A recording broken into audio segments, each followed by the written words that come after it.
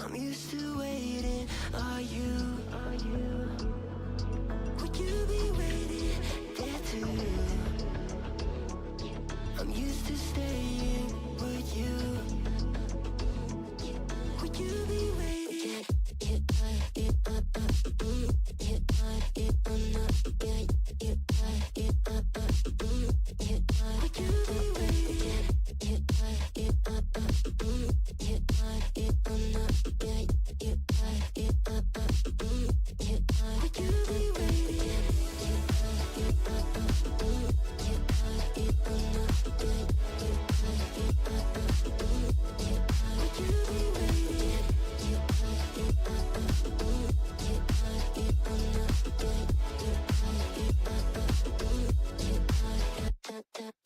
Find you. I'm used to waiting. Are you? Would you be waiting there too? I'm used to staying. Would you? Would you be waiting? Dopamine when you send pictures. When you send pictures. Can't be waiting. Oh. Dopamine when you send pictures. When you send pictures. Oh. Would you be waiting?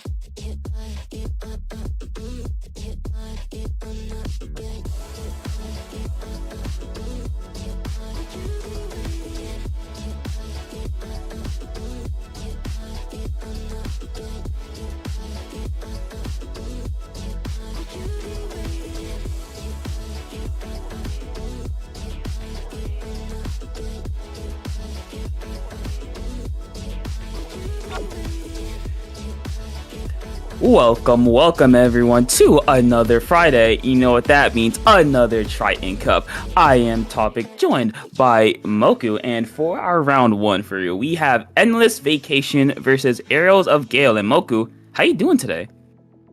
I'm doing great. It's a beautiful day for a tournament. How we feeling?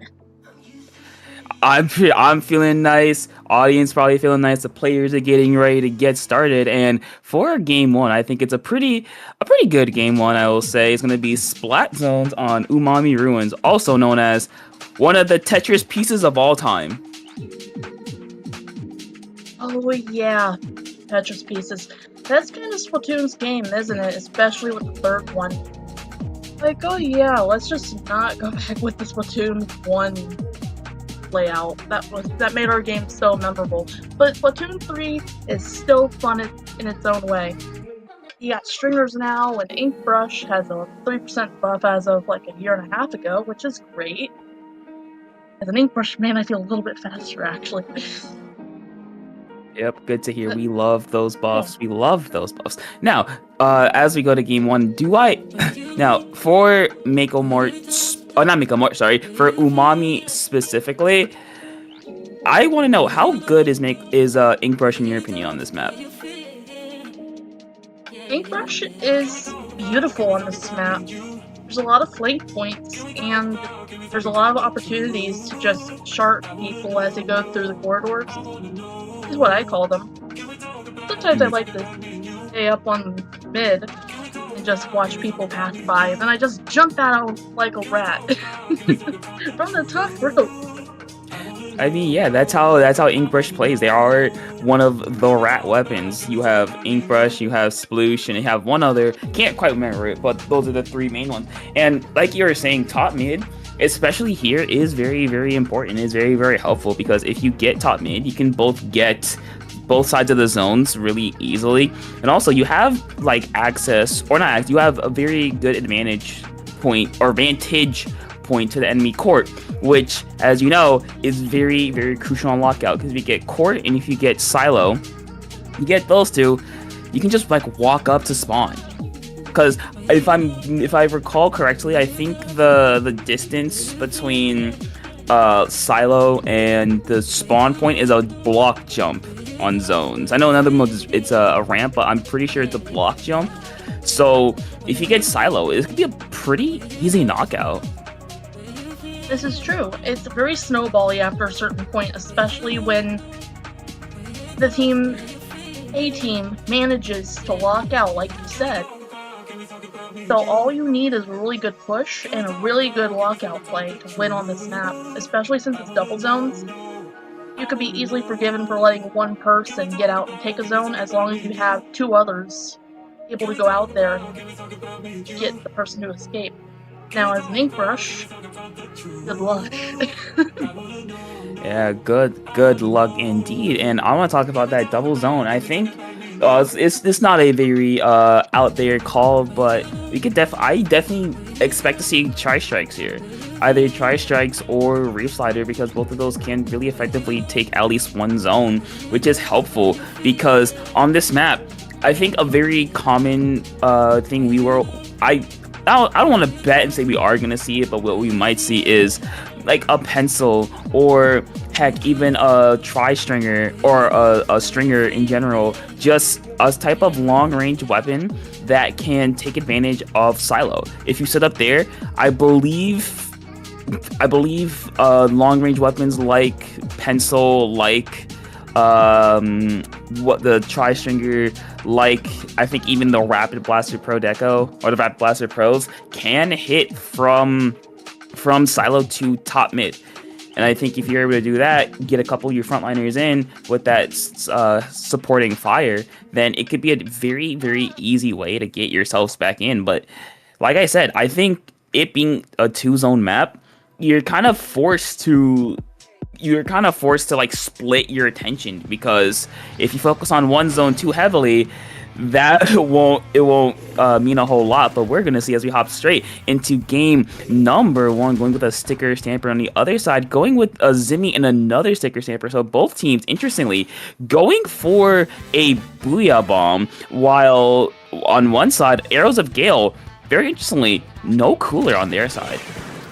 I was gonna say, if there was a crab on the other team, I wouldn't have been too surprised, and I would be drawing that crab user.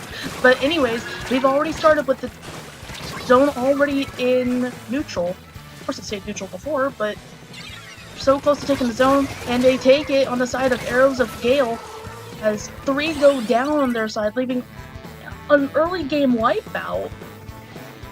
An early game wipeout indeed. I want to shout out Endless Vacation for not even using any specials during that entire fight, just using their pure firepower, using that wheel to try to get in, not quite able to find a pick. And also from Arrows of Gale, bringing out the ballpoint, not one we see often, but it makes sense. You have that jet that can be very, very deadly. You have, of course, that Booyah Bomb as well. You have something to kind of back it up, like that bubbler, so you can have a little bit of a safe jump back. It looks like Arrows of Gale are going to use that to try to get in, but Endless Vacation just really, really nice fighting here. You see them trying to separate on both zones. Unfortunately, not a whole lot will happen from that because Arrows of Gale managing to fight their way back. 2 members down. They pop those strikes to get the Stamper in, and it looks like this could be a very, very dangerous lockout because, like we talked about in the pregame, if you get Silo, if you get this ramp area, it's going to be very, very hard to get the enemy out. And I'm seeing a lot of back and forth here topic. Arrows of Gale going for that lockout, but Endless Vacation dedicating their specials from their group, from their Tri-Strikes, their Trizuka, and their Whales I saw earlier, trying to regain that zone, as they're still at 52 points with a 30-point penalty. But Arrows of Gale has been doing nothing but pinching every single last teammate I'm seeing here on the side of Endless Vacation. With 13 points left, all it takes is a good push. Yeah, a good push. All it takes. You see the Booyah Bomb and the Zuka coming out from Endless Vacation going to stop this. Unfortunately, they are going to stop it with 3 members down for Arrows of Gale. That's going to force Mari back at the very last second. I want to shout out Arrows of Gale for just doing a really fantastic job of holding and using your specials. Speaking of specials right there, Booyah Bomb getting 2, getting another one going down alongside of that. Try to get even further, but unfortunately, I believe, yes, Hayes getting a double kill, keeping their team in this, keeping those jump spots available and just making sure that Arrows of Gale cannot get it. And even when they did get it, that stalled a lot of time and gave Endless Vacation just enough space to work with to get back in and have time for that cooler, for that Zuka. As we see right here, it looks like Arrows of Gale, though, are still fighting back, and they're not giving up a single inch after they got to 1. That's right, Topic, and can I just say, this was a beautiful clutch on the side of Endless Vacation, leaving Arrows of Gale with a 70-point penalty they would have to go through in order to take this win. With 1 minute and 47 seconds left, it's still anybody's game. Endless Vacation can still take the win.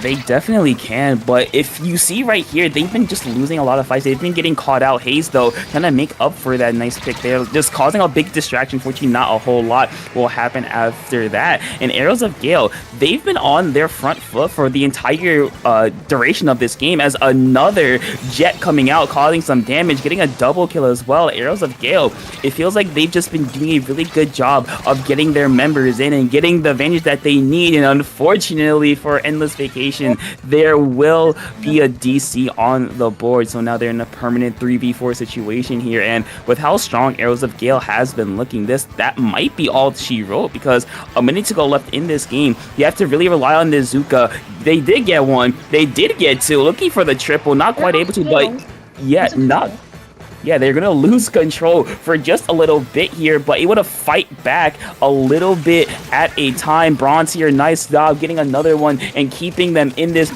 fending off the attempt from Endless Vacation. A little bit of a taunt, why don't you? And Arrows of Gale will fend off that push, and they're back to where they started, back to getting Silo. They're back to just putting up a lot of pressure, and so far, it's been working out for them, as they would just close it out with a very unfortunately timed DC, and Arrows of Gale fighting back, showing a lot, and winning game number 1. It was such an exciting match to see, even after the DC happened, because I can see that Endless Vacation did not give up.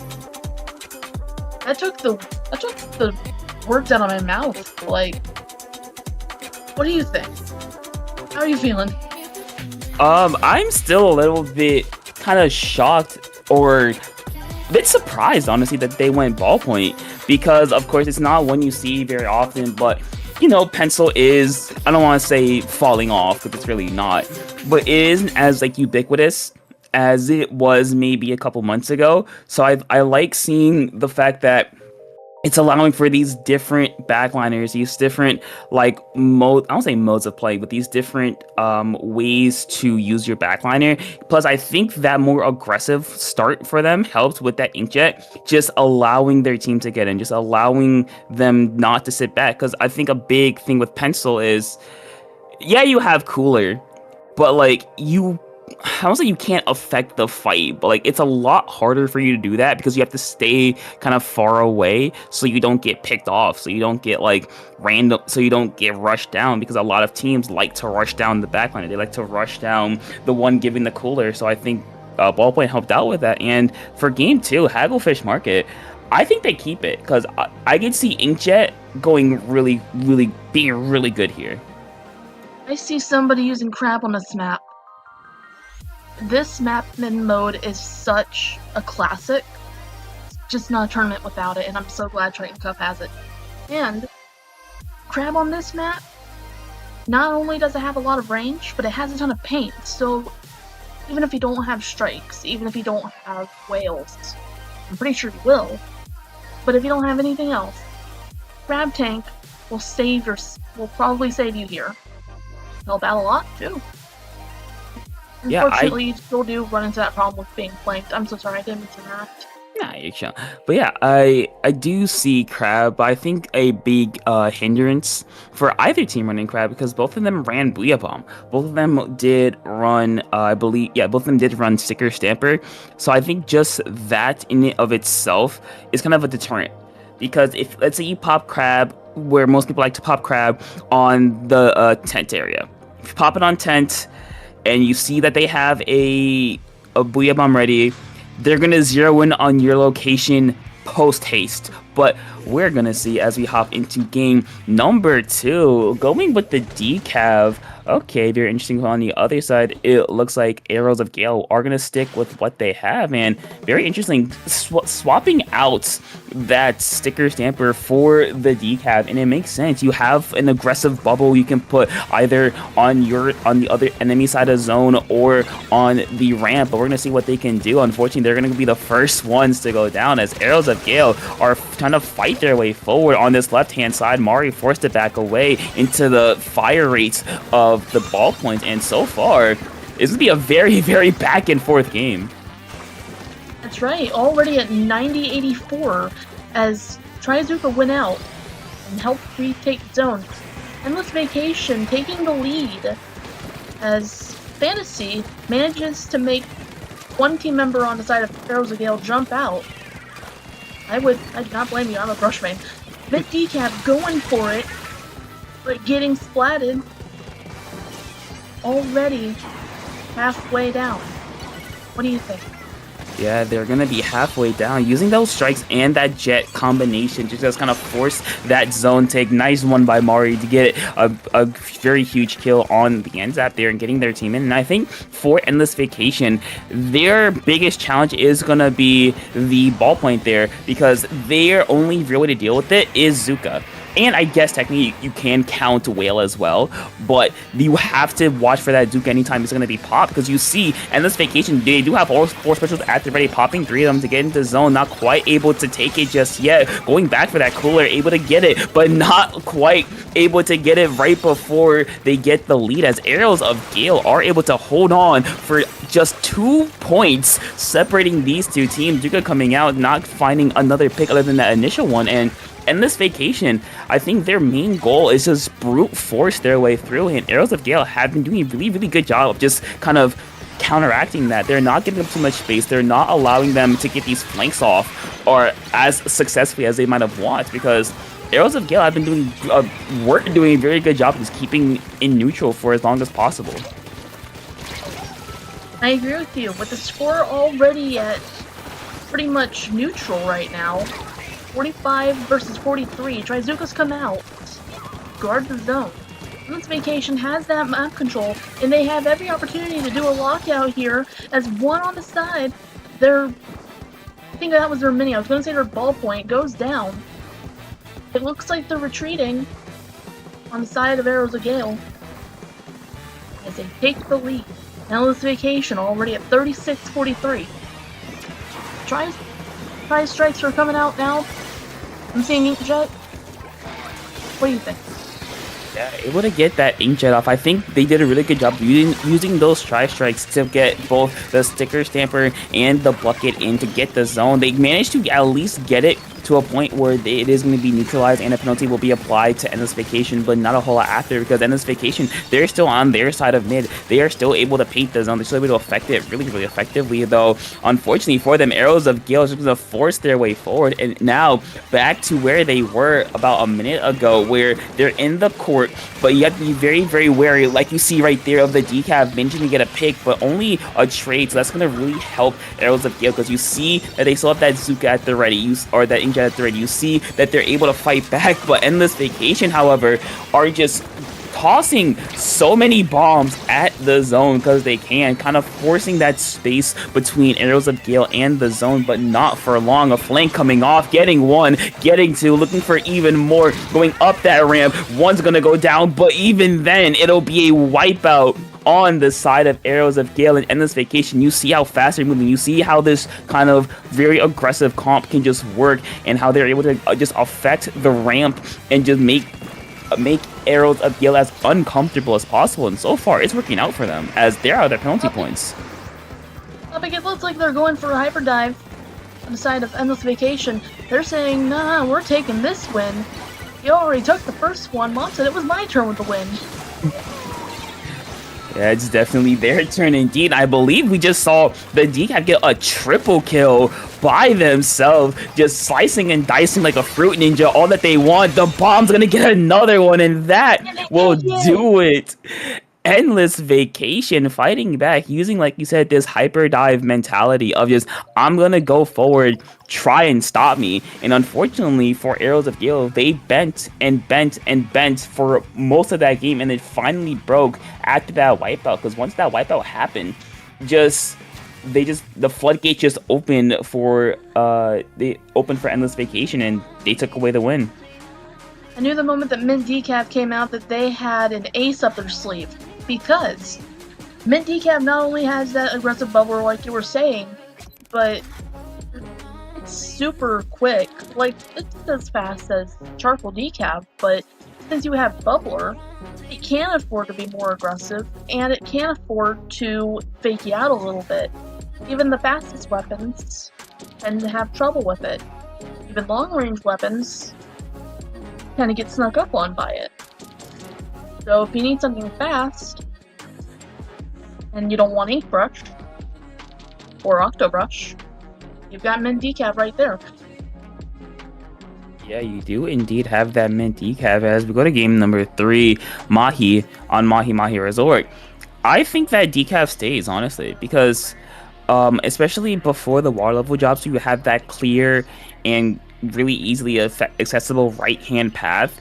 You can just walk up in the enemy base and just start a lockout. Now, the question becomes, can they do that? Because we saw Arrows of Gale fighting back really well. And I think what's going to be a real challenge for them, or for Endless Vacation, is the Zimmy on Arrows of Gale. That bubbler did manage to slow the game down just a little bit. You saw every time that Arrows of Gale pushed in, or every time Endless Vacation pushed in, that bubble was popped to just allow them the space they need and the time they need to, catch their breath, get some specials, just get the resources that they need to push forward. So I think this game, I'm slightly leaning towards Endless Vacation, because if they continue this hyperdive strategy, it could work wonders.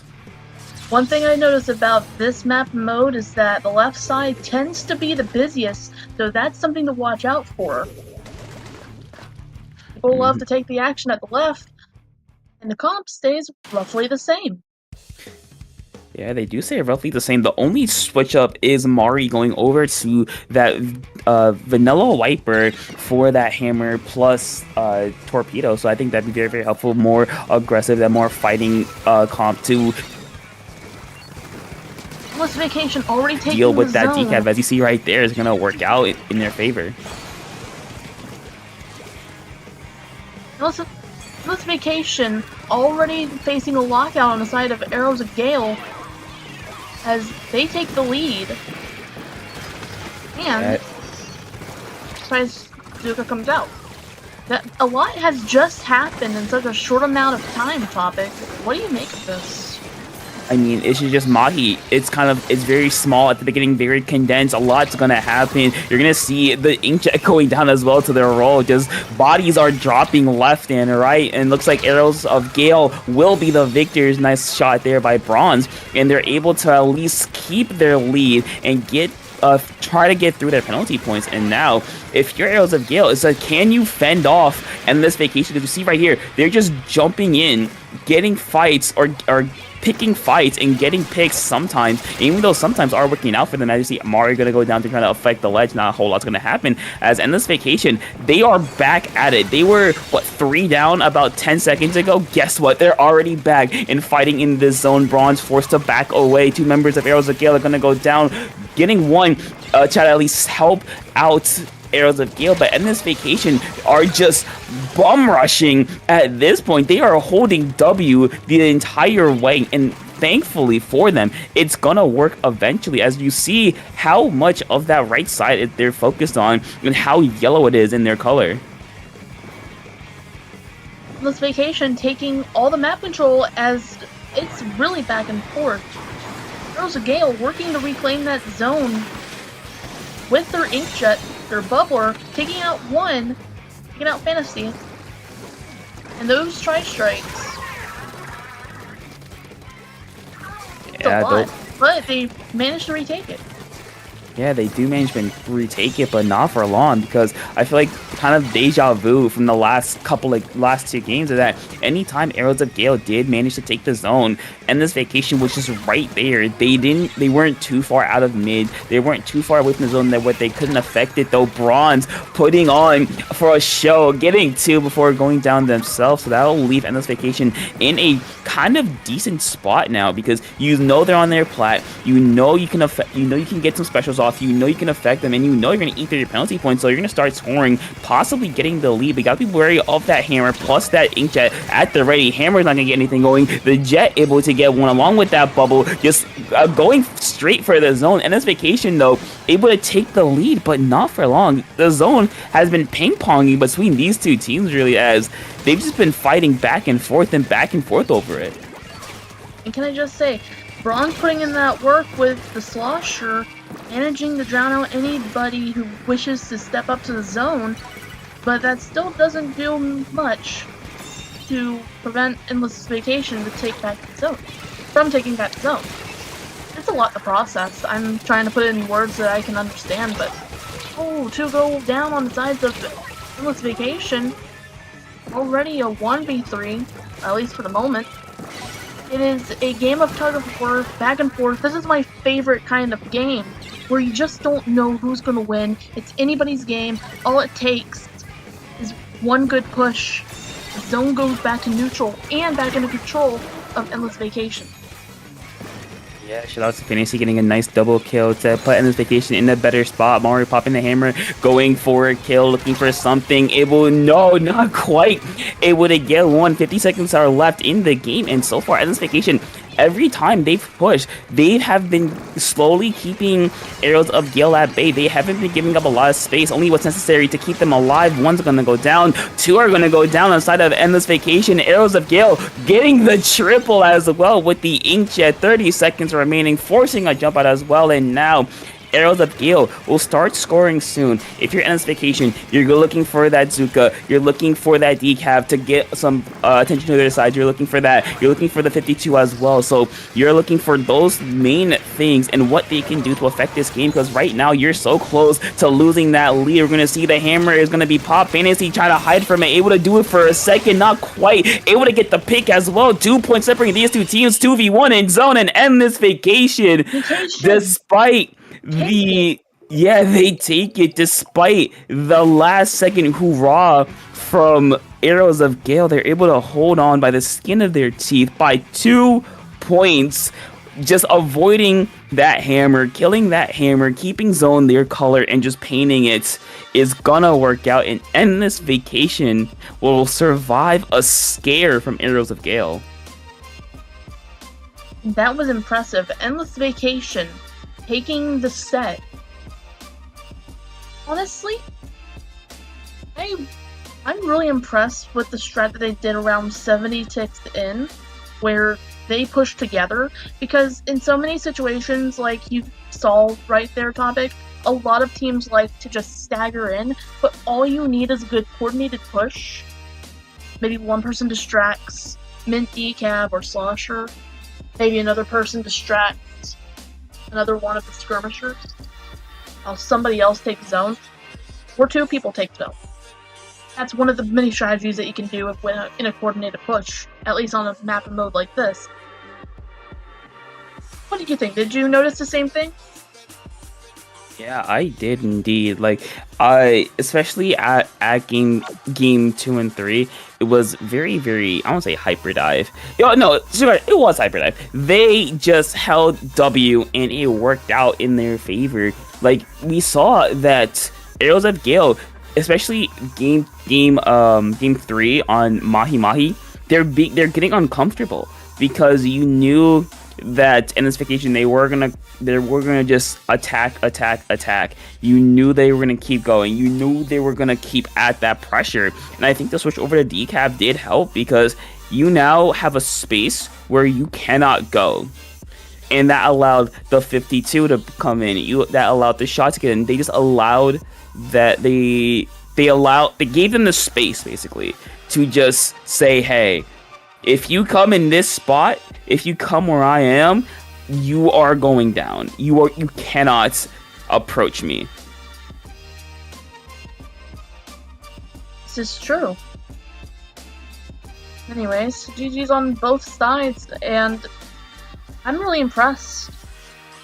I'm really impressed with both teams.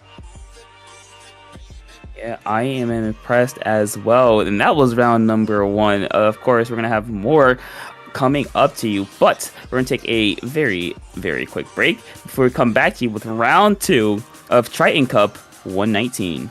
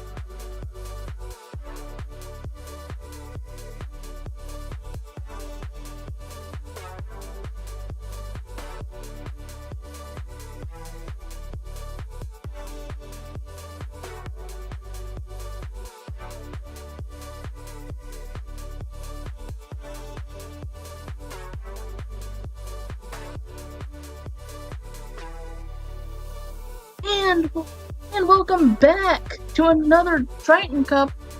We're going on to round 2. I'm Moku, joined with Topic. How are you, Topic? You know what? I'm doing great. I am doing great. I'm sure these two teams are doing great as well, as we have One Letter versus Pack Leaders, as we're gonna go a bit of a reminder of what we saw last set as we go to Hagglefish Market once again, and we're gonna see if I'm gonna leave One Letter. No, hold on. Brush. Wait I'm a second. Brush. I'm singing Ink Brush as You're the well. Brush I believe that's Pack Leaders, a very interesting comp with Brush Nouveau, E-Leader, Rapid Blaster, Vanilla, and NZAP. Mind you, this is triple mine. They're gonna have 6 mines on the zone if they get control, which they have right now. So be very wary if you're One Letter.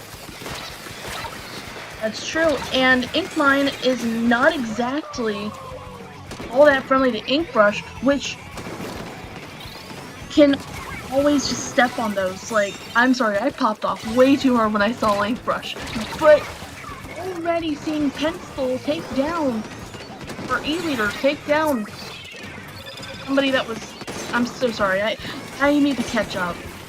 Nah, you're good indeed, because a lot is happening to Leader, though, getting a nice double, leading to a triple. So now Pack Leaders are going to be the ones to recapture the zone, potentially. Yes, they are, and now it's a very, very dangerous spot, because right there you see E-Leader outranges Pencil. So if you're One Letter, that Leader is one of your biggest priorities, along with this Brush, though. No, the Hammer will be denied, and Pack Leader is able to get the lead as well. And I want to shout out this Rapid. Okay, well, they were flanking a lot at the beginning of the game. Unfortunately, they're going to go down, so One Letter are going to find their way through, find their way into the court, find their way to get both the court and a lot extra, forcing a jump outs. Now, if you're Pack Leaders, your biggest thing is if our Leader can get eyes on that Pencil and get a nice snipe off, that's game. That's really nice. And One Letter knows that as well, going straight for that E-Leader, making sure they cannot affect anything.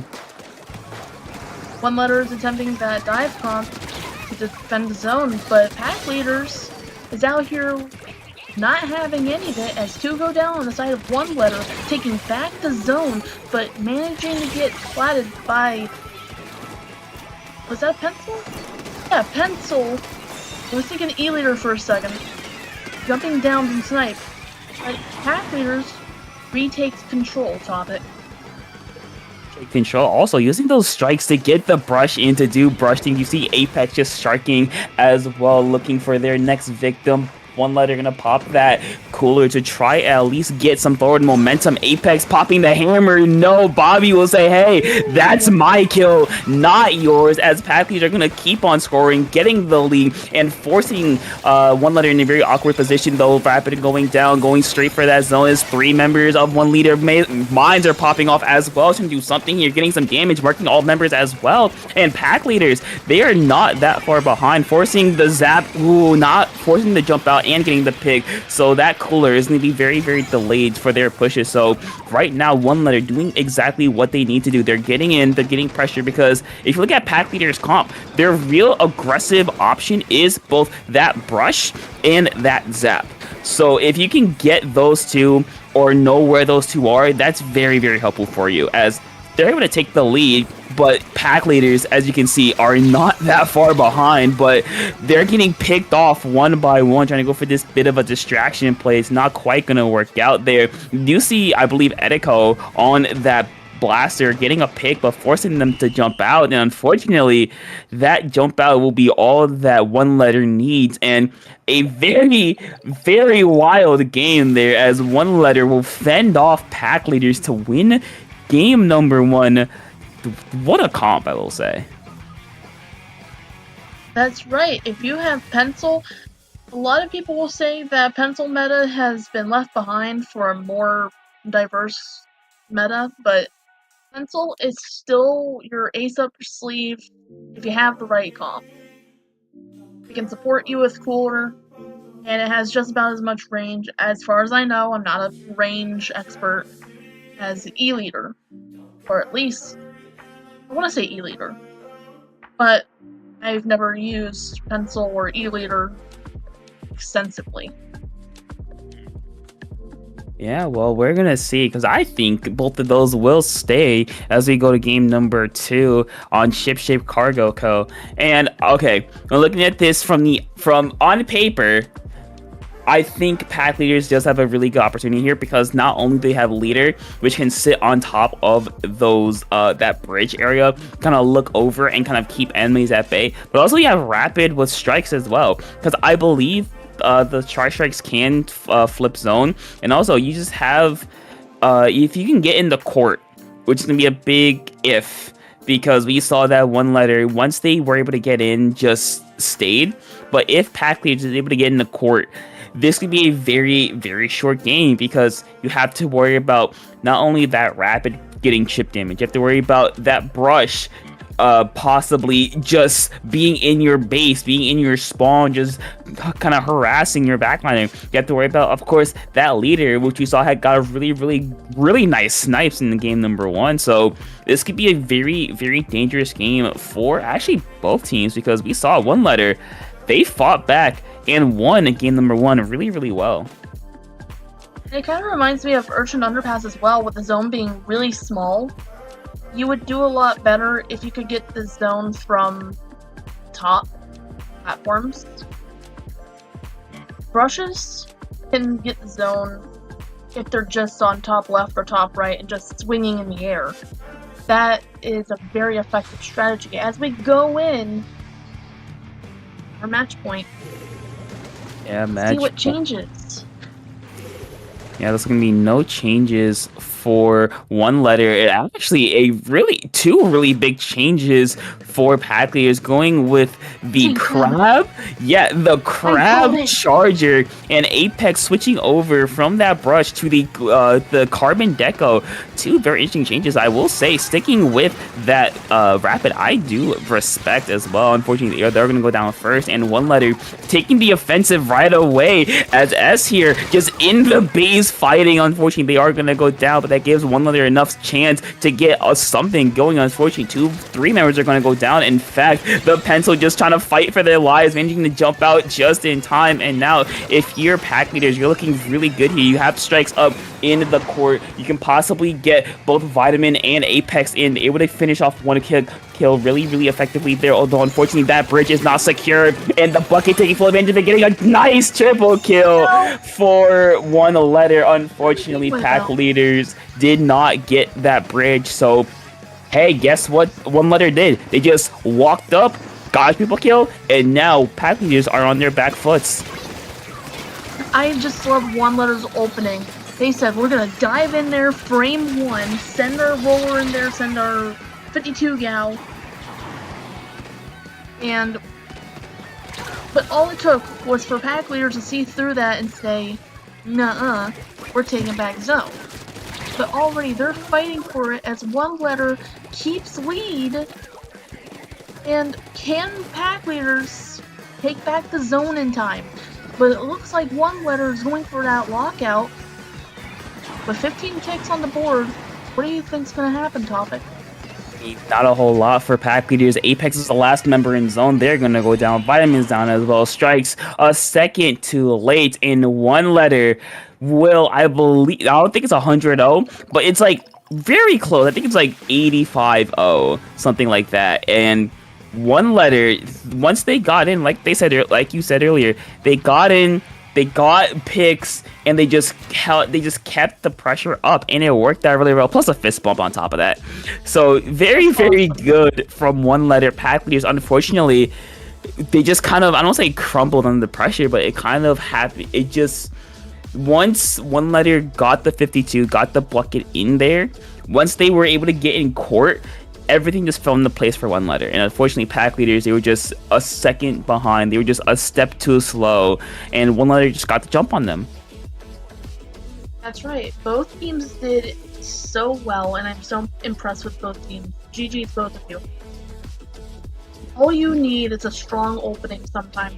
And yes, it usually depends on comp, but usually if you can make a strong opening and get the other team to fold under any kind of pressure, if you can find any weaknesses in their whatever defense they're trying to mount, you can get really far. And sometimes all you can do is stall. Whatever helps you get the most points when it comes down to it. And in One Letter's case, that's all they needed. Yeah, and you can see from the KAs on the KDs on the screen, you see that the pencil did not go down at all. That consistent, honestly, that consistent cooler that they had, those two coolers were really impactful. That consistent paint they had was really impactful. Heck, even the splash really did it well. With those 3 crabs just staying alive, they just kept staying alive. They just kept up the paint. And it worked out really well for them as they were able to not only get the zone, they were able to get crabs consistently, they were able to get both the 52 and the plug it in consistently, which caused a lot of damage. And unfortunately, pack leaders, they just were not able to, stand up to that. But with that, that'll be it for round number 2. But don't go anywhere because we have more Triton-Cup number 119 coming up to you in a few minutes. Don't touch that ass.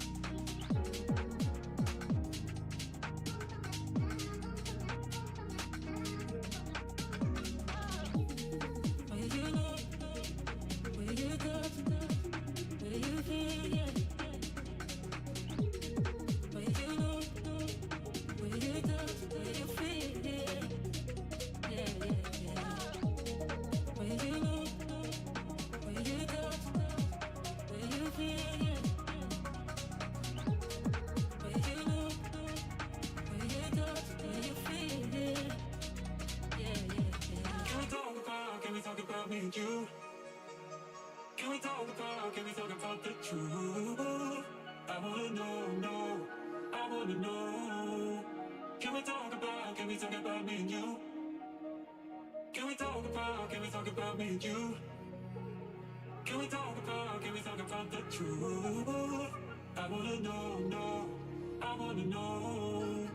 Can we talk about me and you?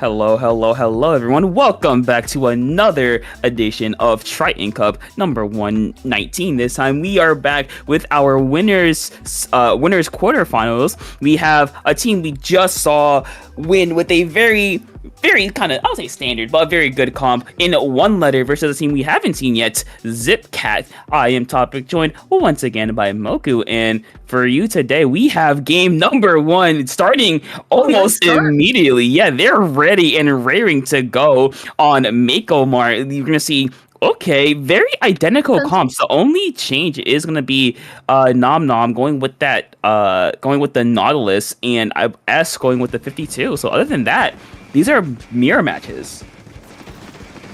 I love a good mirror match. It's a good battle of the comps.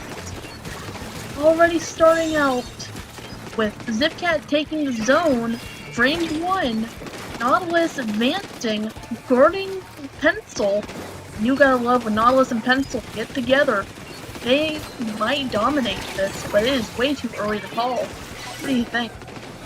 Yeah, it's way too early to call. One letter, though, they're able to get in a little bit further. Zipcat, though, are responding well, too, forcing one to jump out. The Pencil will stay alive to live another day, have that cooler charge at the ready, but now one letter within striking distance. You see that they're already getting set up here on this left-hand side. You see the knot up top. You know that they're going to watch that very heavily, along with the snipe. Unfortunately, Crab is going to go get shut down. There's another Crab popping up for Zipcat, though, getting shut down by the 52, looking for even more. Just dancing around, keeping the zone, as well as another 3 down for Zipcat, and one letter turned a very precarious situation into a very good one for them, because now Zipcat, they're all up on their plat and being kind of forced back by one letter here. Yep, as we get done watching 52 Gal turn that crab tank into a nice crab boil, we see Nautilus and the rest of Zipcat take back the zone thanks to their strikes. One letter neutralizes it for a little bit, a few seconds before Zipcat retains their control. But they're already 17, 72 and counting. It's still anybody's game. Force them out. Yeah, it still is indeed close. You see the score is very fastly ticking down for Zipcat, popping the whale, not quite able to get anything going. But Zipcat, you see right here, you see Pencil just kind of being that lookout for the rest of the team, making sure their feet are painted, making sure that they have assist when necessary. It looks like they will need to get the Pencil down. 1-for-1 trade going down. Zipcat within striking distance of the lead. The strikes, though, are able to do just enough, not only to neutralize, but able to flip the zone. Even though Zipcat did get it back, they are still having to eat through a massive 50-point penalty. So the one letter have lived to survive, have lived to see another day, but that crab may have something to say for it, as you see it painting the zone, kind of trapped in the corner here. The Nod gets shredded almost instantly, and looks like Zipcat will hold on, as one letter are gonna fall a member down, as unfortunately for Zipcat, they're able to they're gonna lose zone really quickly here. Zipcat is working their way down the points, is what I would call it. Those situations, you can always... I was going to say chip damage to the zone. That would have made sense, but Zipcat retains control of the zone at 23-17, already going in for that dive, already trying to go for that lockout, with 1 minute and 38 seconds left in the game. Yeah, a minute. I mean, it's going to be very close, because we see Zipcat are able to take the lead. Strikes plus Crab at the ready, trying to affect the zone. Unfortunately, this Crab is going to go down. 52 going down as well. Strikes neutralizing zone for just a second, but not able to recapture it. The bucket going in. The Pencil with behind it is not going to be enough. And Zipcat, despite a scare from one letter, are able to win a very close game number 1. And Moku, I think we're in for a set here. I think we're in for a set too, and we're in for a treat, and it's not even Halloween yet. It is close, though. True, which means I still got a Halloween art. If y'all are artists out there trying to get that Halloween art done, do it. Stop sitting on it. Don't be like me. But seriously, next round will be Splat Zones on Humpback Pump Track. Humpback Pump Track. The best mode for brushes. Not me having brush bias. What do you think, I Topic? How do you like this map? Well, I think I like it mainly because I do play buckets, and both these teams conveniently have a bucket player. So I do think that's gonna stay. Crab, I think both because they both ran splash as well. I think that stays, though that's a bit iffy because if you use it on the elbow, it's a very, very nice way of clearing out both snipe and most of enemy plat because you're kind of forcing them over to that left-hand side. So that might stay. As for the other ones, the Knot and the 52, honestly, I think both these teams, I think they like what they like. I think they're gonna stick to it because if it ain't broke, why fix it? And it worked. Both these comps work really well for Humpback Pump Track. This is true. And if your crabs are tucked away somewhere, not only do you have, and by somewhere I mean like you said, around the elbow or where a tall wall usually is, not only do you have the range to help take back zone, but it might even outrange most long-range weapons like Nautilus, so that your crab's not easily put into a crab boil. Great, I'm making myself hungry.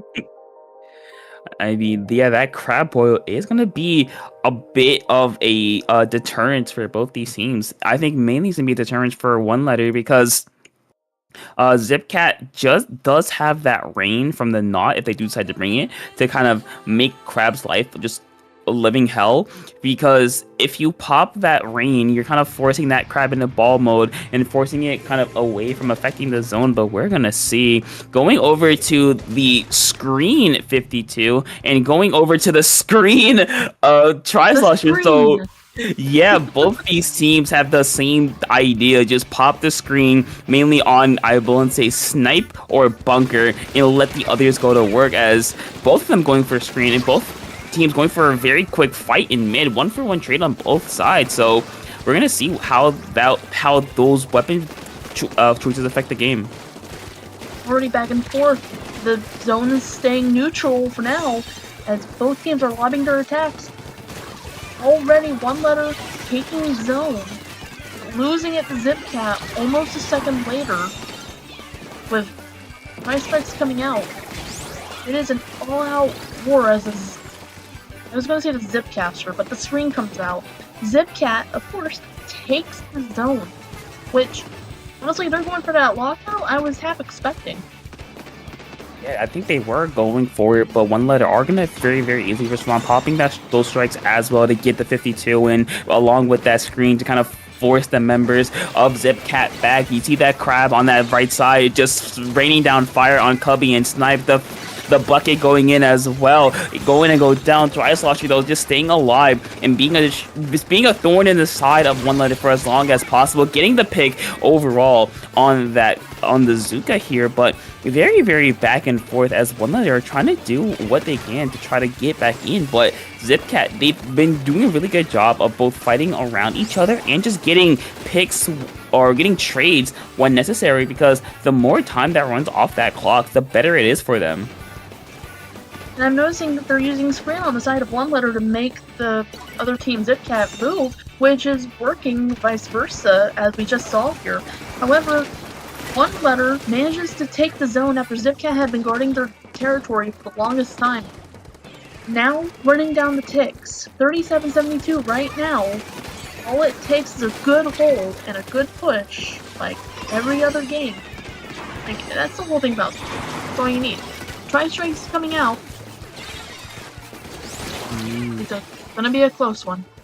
Yeah, it's going to be a close one indeed. One letter within striking distance of the lead. Painting over that screen is going to work, and that will be one letter taking the lead indeed, along with the Cooler trying to force the Zipcat into a bad fight, force them to come forward into them. That Crab being popped on the bunker, as you can see, trying to do something, but the Zuka responding almost instantly, shutting that down. 3 members down for a one letter start. That scoring is just Ellie with a couple of jumps in to try to get at least something going. Try to get towards that zone. You see one going down, you see a second going down. They're not going to get to it in time, and one letter fighting back really, really well from that game 1 loss to win game number 2. And once they got control of that zone, they just did not let it go in the slightest. That's right. And both teams did a great job holding their zone, but those screens, like any other specials like whales or yeah, just whales is the only one I can come up with. Screen is good for making your opponent move. Sometimes you don't even have to defeat your opponent with a special. You just have to make them move long enough for you to occupy that space. And both teams did a stellar job at that. But it was one letter to one, and like I said, one team has to win. It just so happened to be one letter, so. But it's still anybody's game. We've got 3 more games to go to determine the winner of this set. How you feeling? Feeling hype? I mean, this might go to 5 with how back and forth these teams are, because it feel like for both those games, 1 and 2, it felt like whoever had zone last, whoever held zone when that clock struck 0 just won the game. It's been very back and forth because both these teams have basically the same comp. The only difference is being that 4th weapon, as both teams went with that screen for game number 2. But will they stick with it? I don't think so. As we go to game 3, Mako Mart, which I could see them going back over to the Naught and the 52 Vanilla from game number 1, because not only is Rain really good here for covering both plats and the zone, it also can clear out the enemy snipe really effectively. It could clear out that right side elbow really effectively. It's just really good of having a space where being just area denial basically. It's very good and making sure your enemy cannot sit in a certain spot for too long. But we're going to see, as we're going to go back to the 52 for 1 letter and back to the Naught for the other team. Yeah, for Zipcat. So going back to the game 1 comp. So we're going to see if anything changes from game 1 to game 3 here. Most teams make a beeline for the spot zone, already being taken by 1 letter as 1 letter goes for the defense. But Zipcat is on the attack, taking back that zone thanks to Crab Tank, and taking the zone for themselves. It's going to be a back and forth game, Hobbit. Yeah, it is going to be indeed, but the 52 going for a flank, getting snuffed out and going down. That's very, very unfortunate if you are 1 letter, because that just allows Zipcat to fight back into that zone. Fortunately, though, Zipcat are not going to be close enough to the zone to really affect it. So we're going to see what they can do with that. We see a flank from the splash on Zipcat, not quite able to get the pick on the pencil, but able to scare them away for just long enough to make sure that they can neutralize it. But again, it's just been both these teams have been very, very close to getting the zone multiple times, but they haven't been able to really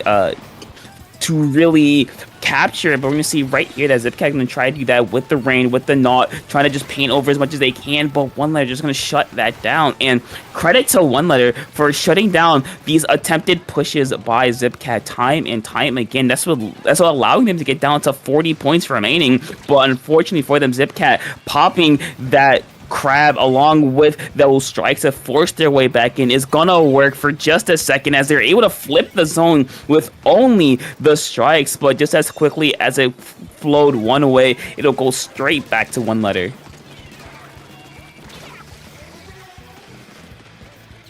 I don't have much to add. You've taken all the words out of my mouth. Yeah, but we're gonna see what 1 letter can do with this hold that they have. Forcing a trade is gonna be good. Popping a Crab is gonna be Zipcat trying to get that stack, because for a majority of this game, it feels like 1 letter has been able to just hold their stack, and Zipcat has been barely able to get past that. So if you're Zipcat, you're looking to get stacked. You're looking to make sure that you have a presence there in moments like this where you have the zone, and that's what they're gonna try to do. But going down to that bucket on 1 letter is not gonna be the best for them, because you see right here, a Crab's gonna be popped on it, gonna actually get a pick. So Zipcat in a very, very good spot here with 3 members down for 1 letter, only the pencil. If you can get a good hold here, you have the strikes, you have the whale or the Rain, so you can be prepared for anything that 1 letter tries to do.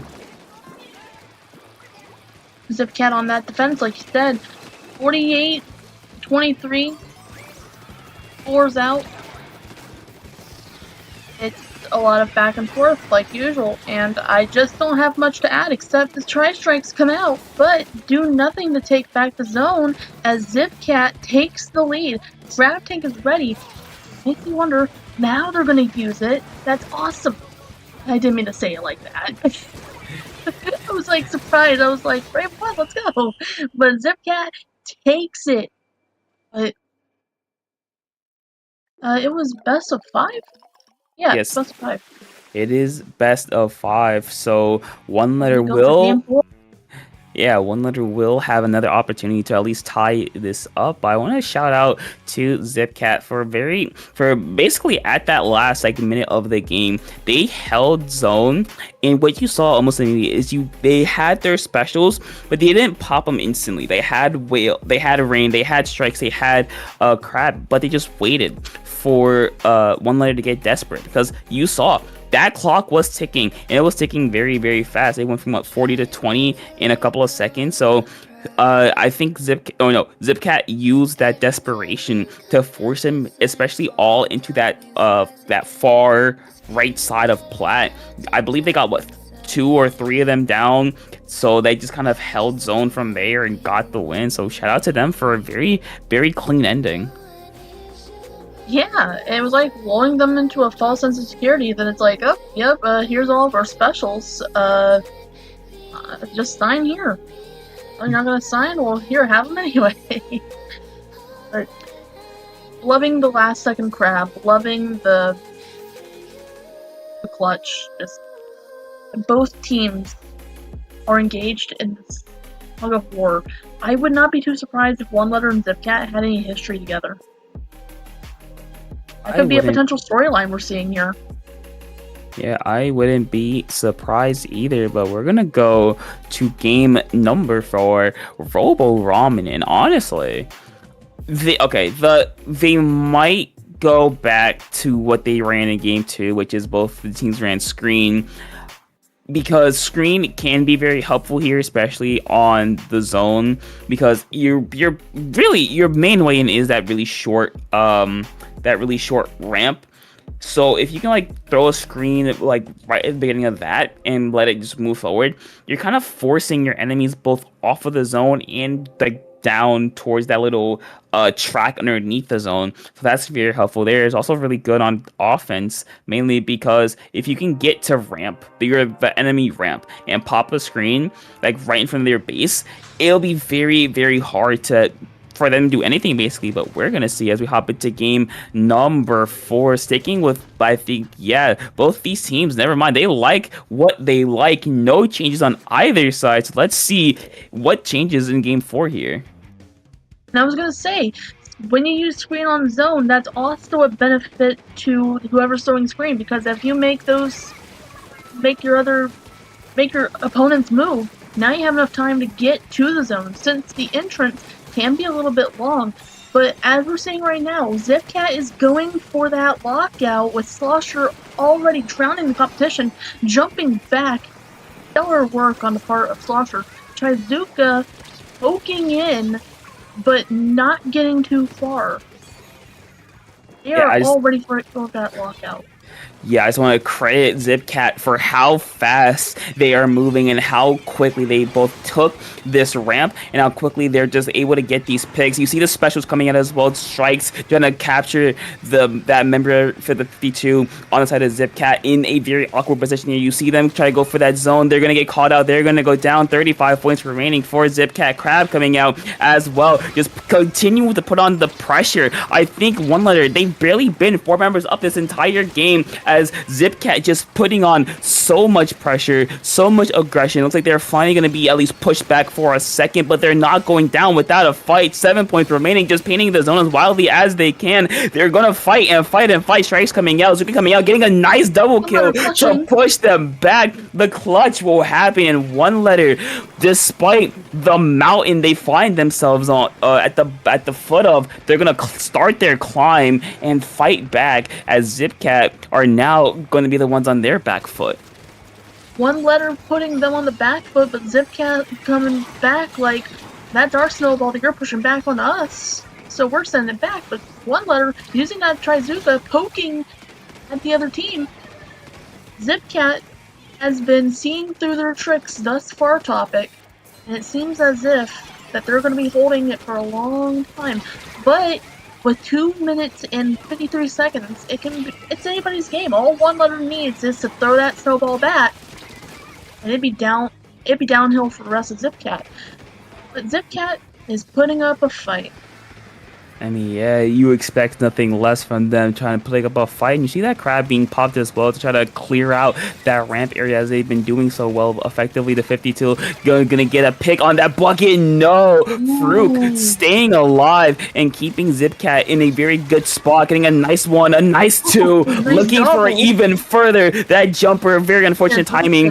They're not gonna go down. Staying alive, unfortunately, they are gonna go down eventually. So Zipcat, like you said, they are throwing that snowball back, saying, hey, this isn't ours, this is yours. And as you can see, they're, again, very far up. You see Fruk on that snipe. Unfortunately, they're going to go down there, so force them back a little bit. You see how quickly Zipcat is able to move up, able to use that range to at least slow down One Letter for just a second, keep them, and give their team a chance to jump back in. Another kill by Fruk, who has been really, really helpful for Zipcat this entire game, just getting these really, really clutch picks and staying alive for a very, very long time here. But One Letter are able to get back into the zone, able to get back into control, but how long will that last? Because we're in the last 90 seconds of the game, and so far, Zipcat, anytime they've been pushed back, they've been able to very, very quickly respond to that. But now, One Letter, they're starting to score, and they're starting to strike very, very fast here.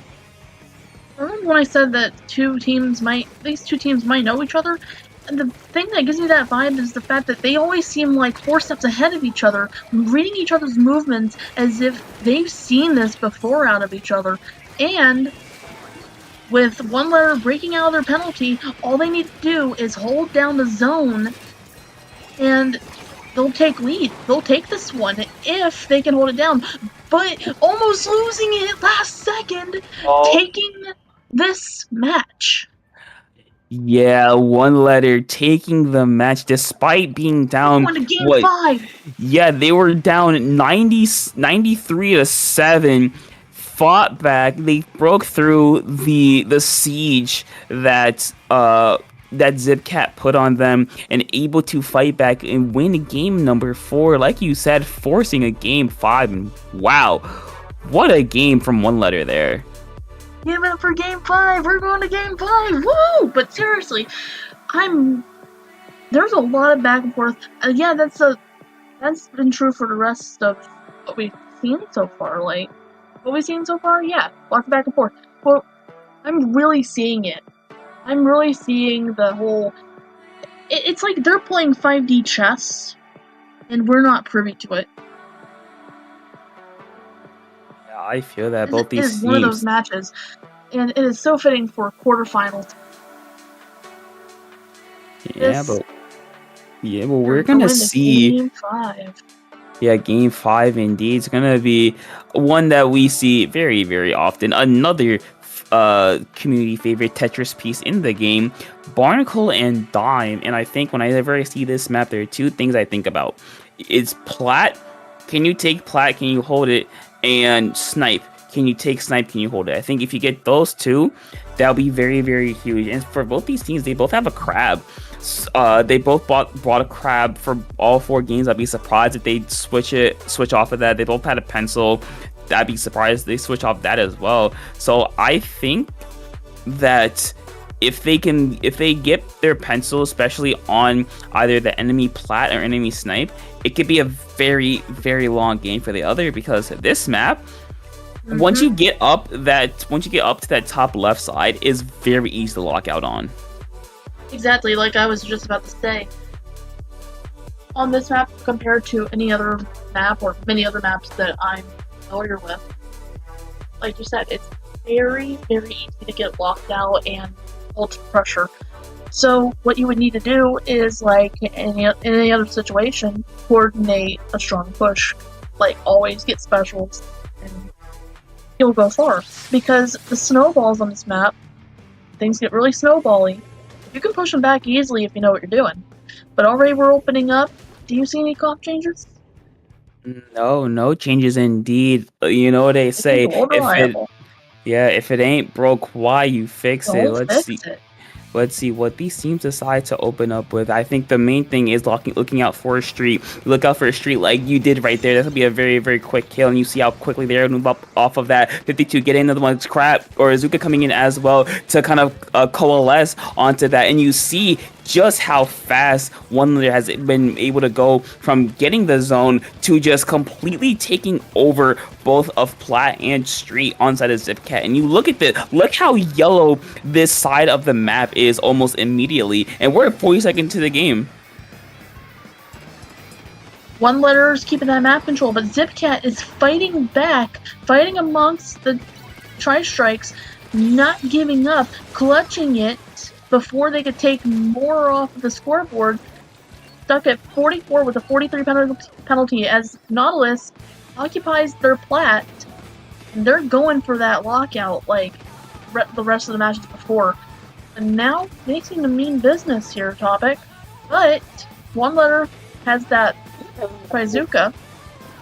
Yeah, speaking of that Trizuka, what a snipe on that crab from that. Yeah, from downtown, from 3, able to get that. Unfortunately, Zipcat are still they're still able to get control of zone, get the lead, and get at least a little bit further. But one letter are gonna very, very quickly fight their way back. Another good coming out for one letter, not quite getting any picks here, just all out madman fight in the zone. Zipcat finding 2, one letter finding 2 as well.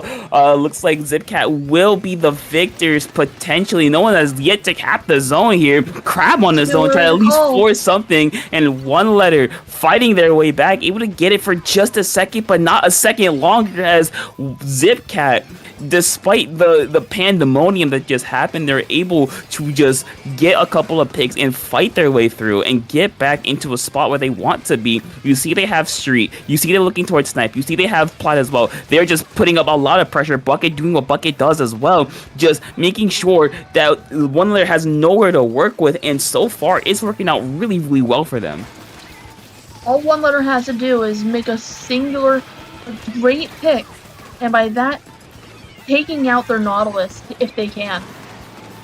I'm not seeing Nautilus, so I'm assuming that Nautilus is closer than I think. If you can take out the anchor, you can do a lot.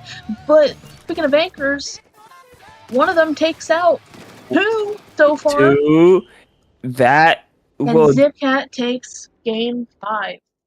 Yeah, shout out to Zipcat, just clutching up when necessary. You saw at the very end there the pencil in a really good spot on that wall, just making sure that anyone you saw or anyone that they saw would go down to either them or chip damage from their teammates. So very, very clutch pickup for Zipcat, able to fend off one letter and able to win a very, very back and forth set in 5 games.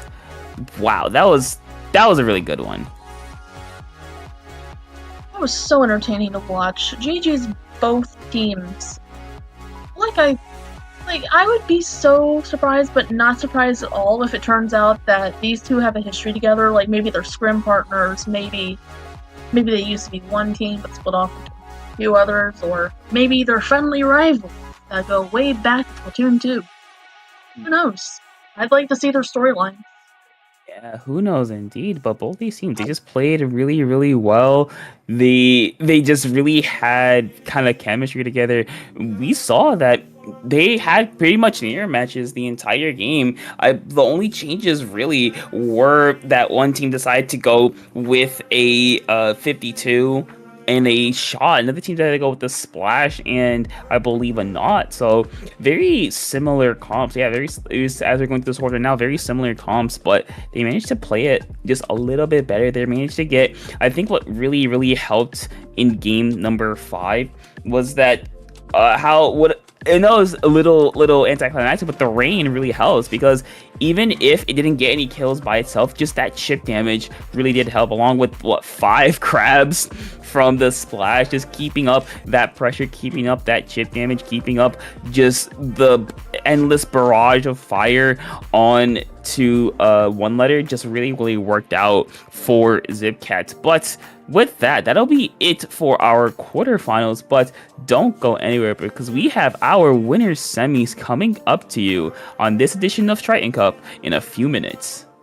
Don't touch that dial and drink some water.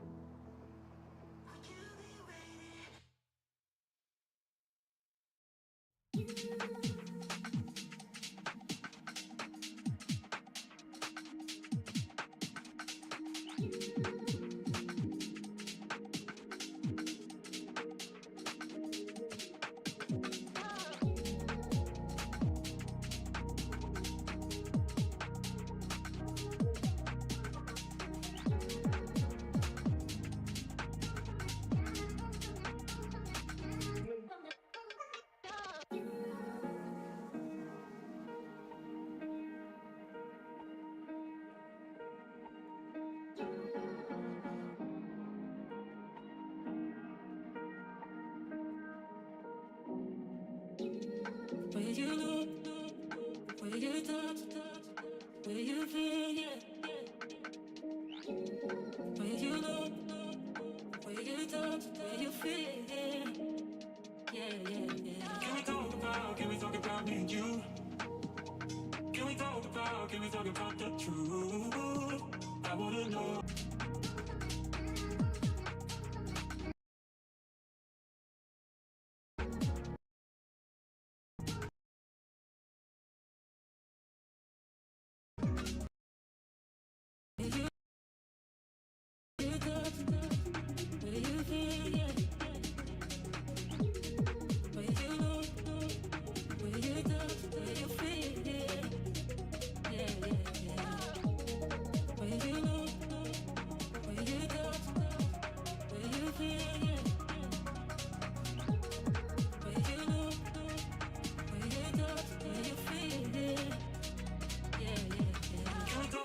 Can we talk about me and you? Can we talk about the truth? I wanna know, I wanna know. Can we talk about me and you? Can we talk about me and you? Can we talk about the truth? I wanna know, I wanna know. Can we talk about me and you?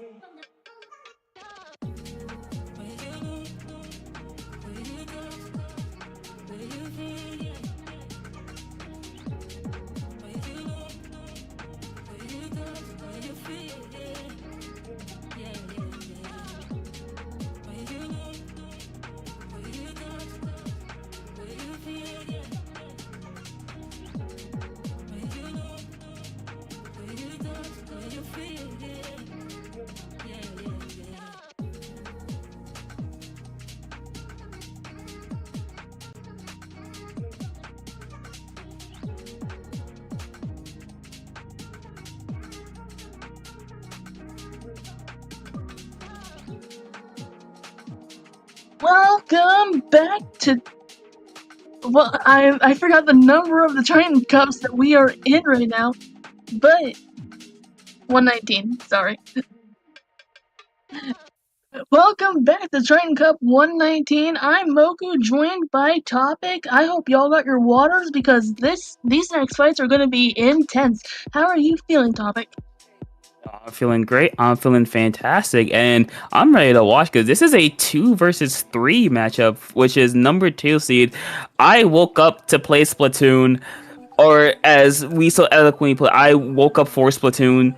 You know, definitely a thing to wake up for. The best, no idea. And versus Rocket Money Flight. So, two very interesting teams. I do recognize a few of the players on both these teams, mainly Len. I think I've heard of Tofu and Balloon before, but other than that, it's brand new to me. But you know, it's not brand new. This upcoming map mode, which you've seen earlier today, Splat Zone's Hagglefish Market, game number 1. We are in counter pick situations. Let's see what they go with. Going for, okay, another E-leader. I believe that's on the side of Woke Up for Splatoon. Yeah, it is. Woke Up for Splatoon going with the E-leader alongside the S-Blast. Very popular, especially in zones. On the other side for Rocket Money Flight. Going for a more aggressive comp with that heavy edit for that kind of quicker movement for that more aggressive cooler. Let's see if that works out for them because currently Woke Up for Splatoon will get the first capture of the zone. And I was just about to say, Rocket Money Flight has a Carbon Roar on their side. Roar shenanigans with the sharking, I'm looking for that.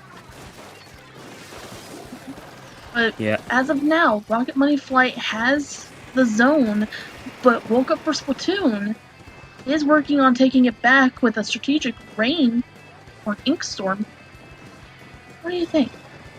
Yeah, they're gonna try their best to fight in. Woke Up for Splatoon, they are able to get the zone, but not for long because Rocket Money Flight we're just able to back up a little bit and recapture it without a whole lot of stress, as we're gonna see going straight for a couple of picks not gonna work out the best for them, as Woke Up for Splatoon are able to get 2 members down. Rocket Money Flight trying to go in. You see one member of the bucket staying alive on this left hand side, getting 1, looking for 2, not quite able to finish off that pick, but causing enough of a distraction to get the rest of their team in, forcing a jump out as well. So Rocket Money Flight, despite a very bad situation they were looking down, able to able to stabilize themselves relatively quickly, but I think there's a flank because the crab went down, another goes down, so 2 members down on the side of Rocket Money Flight, so things can be switching up rather quickly here. Booyah Bomb going towards the zone, making it neutral, but Rocket Money Flight takes it back, keeping their lead of 24 and counting, going for that lockout, taking that map control, and fighting back against every little strategy that Woke Up Force Splatoon has, but not so little is the fact that they took back the zone and are retaliating with their own lockout. Not going down as easily as Rocket Money Flight might have thought, Topic. Yeah, they got back there with by the slimmest of margins, 1 point on the board remaining for Rocket Money Flight. So if you're Woke Up for Splatoon, your main goal is to keep them locked out. Make sure that leader can just go to work, get space for that S-Blast to make sure they can get a couple picks going. That's a good start. 1 member going down, Strike's not going to do a whole lot, but 3 specials at the ready. No, never mind. Make that just 1 remaining. Only the crab will be the last one standing, looking to get mainly on that tent there or that top left side, going instead opting for the ramp to get some immediate pressure in for Ori and the Carbon here, able to go in, not quite able to get a pick as their backside will be covered by that Booyah Bomb. Them going down, 4 points on the board remaining for Woke Up for Splatoon, just fighting for that zone. Unfortunately, not going to be enough. Rocket Money Flight able to recapture really nicely here. Strikes as well to force them away from the zone, able to get 1, able to get 2, looking for a 3rd on that, not able to get it. Nice job, Ori, looking for the quad, not quite able to get the quad, but able to stay alive a little bit longer, and Rocket Money Flight will fend off an attempt to take the lead by Woke Up for Splatoon. But now, with 90 seconds remaining, this is very close and very dangerous for Woke Up for Splatoon. This is true. Woke Up for Splatoon has to work really hard and keep that zone for not only 4 ticks, but also for 67 ticks under penalty. But with 1 minute left of the game, I'm not so sure. It might be Rocket Money Flight that takes it, but and they do. They take it. That was a good push, and that was a good clutch on the side of Woke Up for Splatoon. And honestly, waking up for Splatoon is one of the best reasons to wake up. And when I get vlogs early in the morning.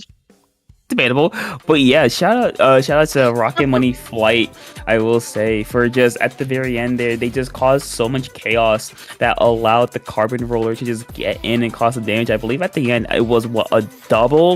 It was either a double or a triple kill. I don't quite remember which it was, but it did just enough to fend off Woke Up for Splatoon, because you saw that timer was still ticking, so there was still an opportunity for Woke Up for Splatoon to fight back, but thankfully there was just enough blue ink down on the floor to allow the Carbon to get a lot going. So shout out to them. But as you see, we are in semis now, so this will be counter picks. And if you're Woke Up for Splatoon, I think you're looking towards a map where you can both capitalize the E-leader and where you can like kind of minimize the amount of ledges, the amount of sneaky ways that the Carbon Roller has, as game 2 will be decided. It looks like it's going to be on Barnacle and Dime. Very interesting here. I was gonna think that they were gonna go for Humpback Pump Track, but Barnacle and Dime is also a very interesting choice. Barnacle and Dime zones, it gets really snowbally really easily, like we've seen in past games. So there's a chance for Rocket Money I'm just gonna say it, Rocket League, Rocket Money Flight to either take it again or Woke Up for Splatoon to find the next opportunity to take a win for themselves. I think the mentality for Woke Up for Splatoon to go to a map like Barnacle is they have an S-Blast. An S-Blast can do a lot of damage, especially if you can get towards the street area. Like if you get like right underneath the enemy plat, you can cause a lot of damage there. So that could be very helpful on lockout as well. You have the E-leader to kind of do a lot of damage as well. You have Not, which we've seen from the last set, can do a whole lot, just sustaining and making the enemy very, very uncomfortable. So I think their game plan here, how it's going to switch a little bit, is keeping eyes on that carbon, making sure that it's painted, that their most common ways of entry are painted off, like going through street is painted, going through the ramp is painted, going through, heck, even getting up to plat is painted. So I think that's like their main game plan, but we're going to see what they decide to go with. Going with the Kraken E-Leader and going with, I believe that's, Len going over to the Mint Decaf. So probably going to use that bubble in a very aggressive spot to put Rocket Money Flight in a really awkward situation. But we're going to see, as Rocket Money Flight, they're sticking with the same comp. They like it. They're going with it. Woke Up for Splatoon already making their stand as they take zone, but lose control of it to Rocket Money Flight within 8 ticks. Carbon trying their shenanigans, but getting painted over by Woke Up for Splatoon. And keeping the zone in neutral, taking back the zone. What do you think? Like, I think it's gonna be close. Yeah, it's just very, very back and forth. Another lead change is going to happen for Woke Up for Splatoon, forcing back the bucket there, but you do see those strikes are at the ready, so that strike plus carbon can be very, very deadly if coordinated well. No cooler on the side of Woke Up for Splatoon, so this to be very dangerous with the fights that they take, but Tofu does have that lead, so you have to be a little bit cautious, a little bit careful, a little bit more wary about where you step next, as Rocket Money Flight are going to be forced back. Land on the decaf is going to go down, as Woke Up for Splatoon, they're going to keep on scoring 35 points remaining on the board. There come the strikes as well, but the Kraken by Tofu scaring off members of Rocket Money Flight, able to get a pick on top of that as well for the road, and Woke Up for Splatoon able to fend off Rocket Money Flight, get the checkpoint, or get the zone back, and start eating through their penalty points. Rocket Money Flight is starting to get onto their back foot, starting to struggle as Woke Up for Splatoon is pushing in on them, keeping their space occupied with their own ink. Looking at the map control here, Rocket Money Flight is grasping for map control as Trizuka comes out with one shot left, but Mint Decaf trying and failing that flank on that heavy edit. Heavy edit going forward to paint the zone, but not able to take it back from Woke Up for Splatoon, but Rocket Money Flight takes back the zone anyway, and reduces they're now no longer held back by their penalty. All they need to do is hold it down and not let Woke Up for Splatoon pressure them. But Kraken is released into their street. Yeah, and that is a nice trade. Yeah, nice trade indeed, giving Woke Up for Splatoon at least a little bit of space. Cooler going to go down for Woke Up for Splatoon, so no cooler for them. But the carbon going in, getting a lot of chip damage, not quite able to finish off any picks. But Ori on the flank looking to clean up on that, able to get one of them, not quite able to get a second one, but 2 members down for both sides actually. So now Rocket Money Flight, 2 minutes to go left in this game, looking to hold on and get the lead, but Swag with a nice shred there of one of the members of Rocket Money Flight, keeping Woke Up for Splatoon into this game, keeping them in the zone. And you see that all the members of Rocket Money Flight are kind of clumped up together, so we're going to see if they can use that collective force to force their way in, able to do so just quite easily. But Swag is still staying alive, making sure that their team has someone that can shoot down for them, as 2 members going down for Rocket Money Flight, looking for even more. And it looks like Woke Up for Splatoon finally fighting their way back in, trying to get to court. But shout out to Rocket Money Flight for not letting that happen. Even though they've been pushed back, they've been managing to keep their court pretty much unoccupied for a majority of this game, which is very, very crucial here.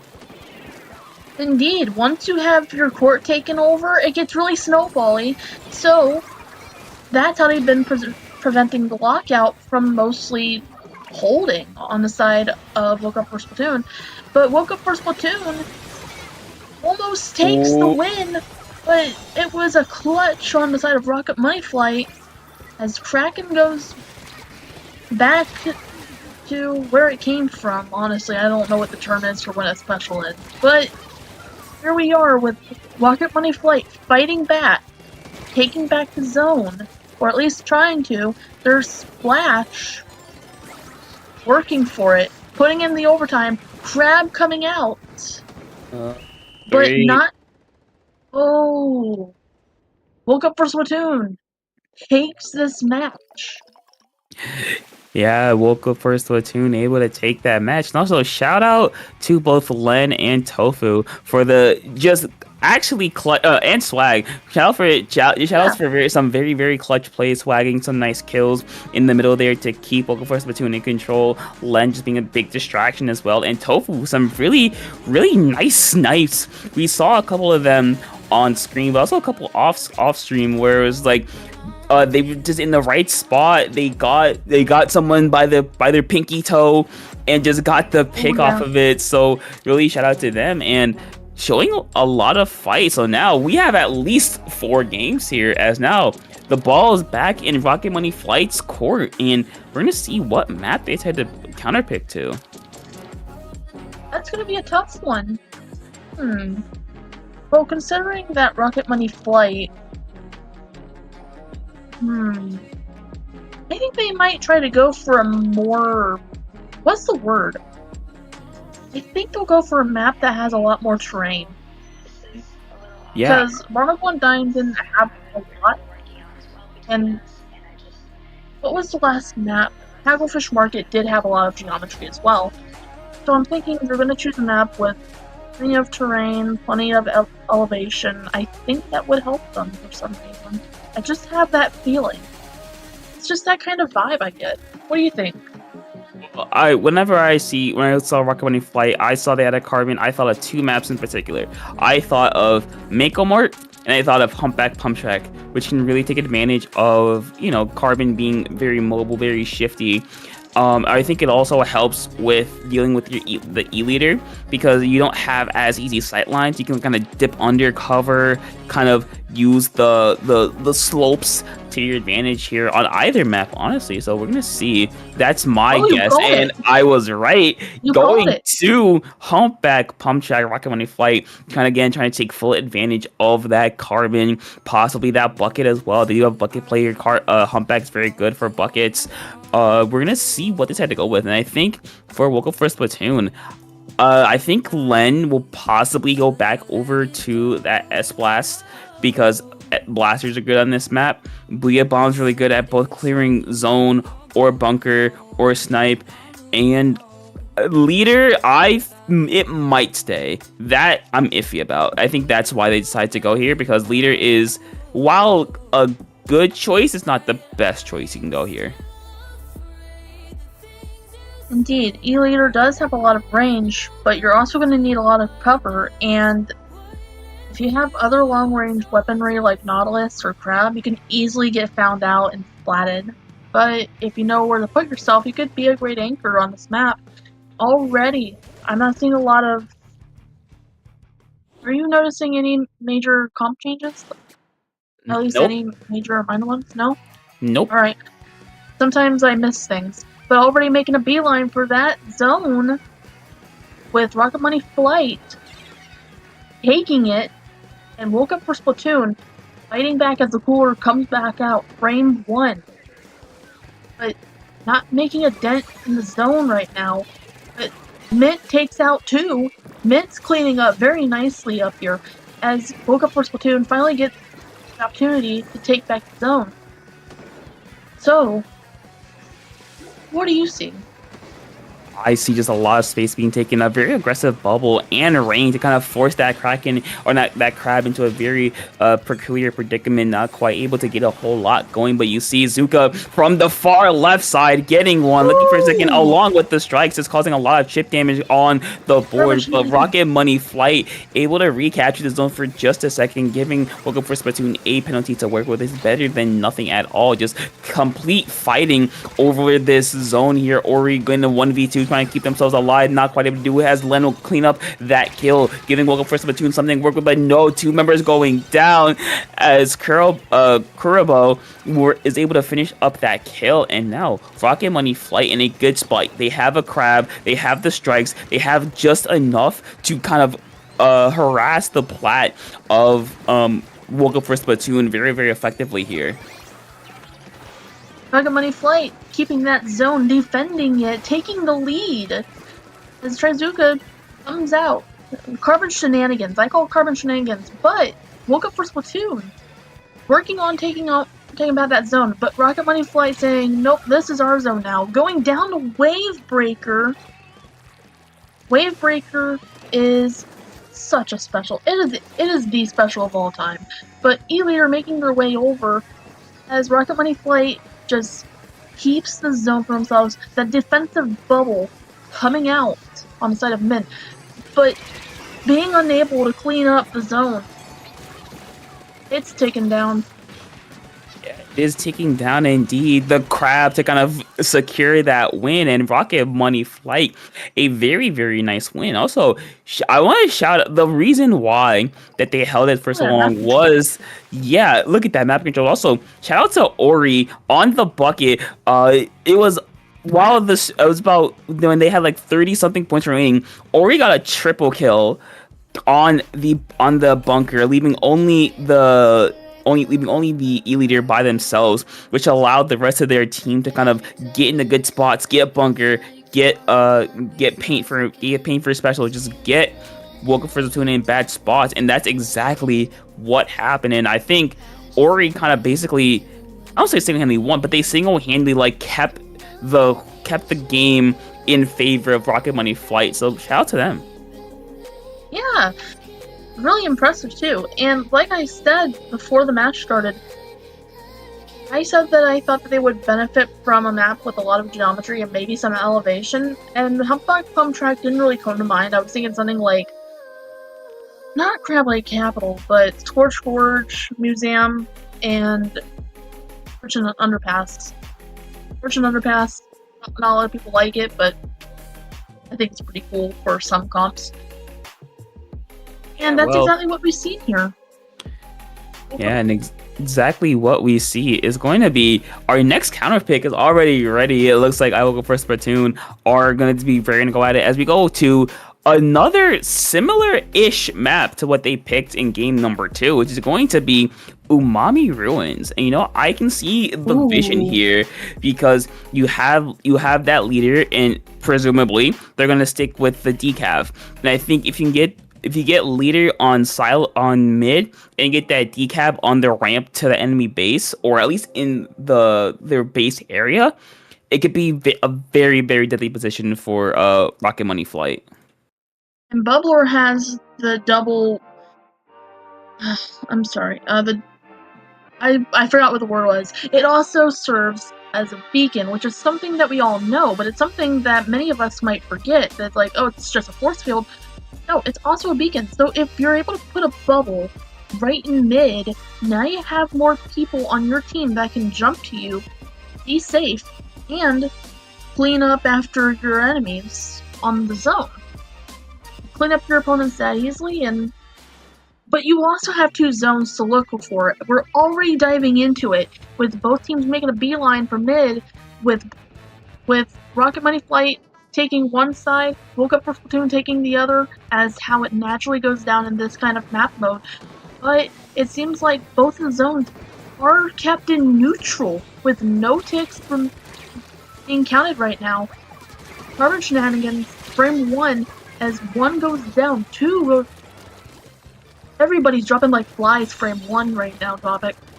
Yeah, dropping like flies indeed. And also a very aggressive spot from Tofu very early on, getting a nice pick early on the bucket to give Woke Up for Splatoon the main advantage that they needed to get this push going. And you see right now, Woke Up for Splatoon 4th push was at the ready. They popped the rain. They're going to have a bubble and Kraken at the ready for any offensive pushes by Rocket Money Flight. Zuka coming out, getting one, not quite able to get Tofu, but picking up a lot of pressure. Tofu going down instead to the carbon roller, and looks like Rocket Money Flight is gonna not cap the zone because Len is in the front line causing damage. Mr. CB are just cleaning up a couple of picks as well, and Rocket Money Flight are reeling, trying to get back into the zone, but Woke Up for Splatoon putting up a lot of pressure, just keeping themselves alive is working out really, really well for them. We're gonna see if that continues because Cooler's active, and let's see what they're able to do with this. Decaf going down to Crab Tank, I assume. As Kraken comes out, release the Kraken, as they would say. Don't let me sing, guys. I'm so sorry.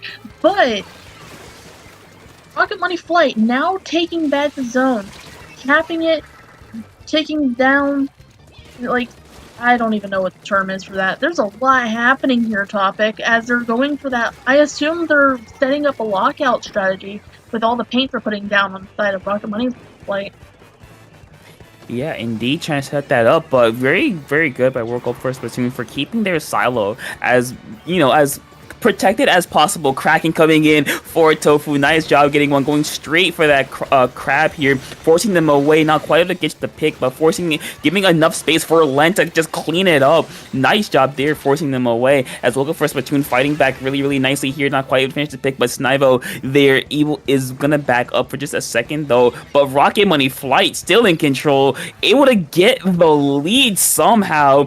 And now Local First Platoon, they do have the advantage, but you have to go as soon as you possibly can. That clock is ticking, 10 ticks remaining. You see Woke First Platoon on their silo just painting it up, trying to get to mid, but Carbon is protecting it along with the bucket. 5 points remaining. Kraken's going in. A fight on the left hand side won't do a whole lot, and Rocket Money Flight are able to fend off Woke Up First Platoon. They're able to hold on. They're able to just avoid going down to that full-on assault, and they're able to win the game and move on to, I believe, move on to winners finals. GG's both teams. Every team I've been seeing today has been doing an excellent job. GG's all teams thus far, even the ones that we haven't been casting. But what do you think's gonna happen now? Like, we're going into winners and finals with Rocket Money League. I was gonna say that. Rocket Money Flight. Excuse me. That was really good. That was a really impressive play. I thought that they were gonna struggle just a little bit with the Umami Ruins because of the double zone, but it seemed to me that they kept subverting my expectations there. But then again, I did say that they would benefit from maps with plenty of geometry.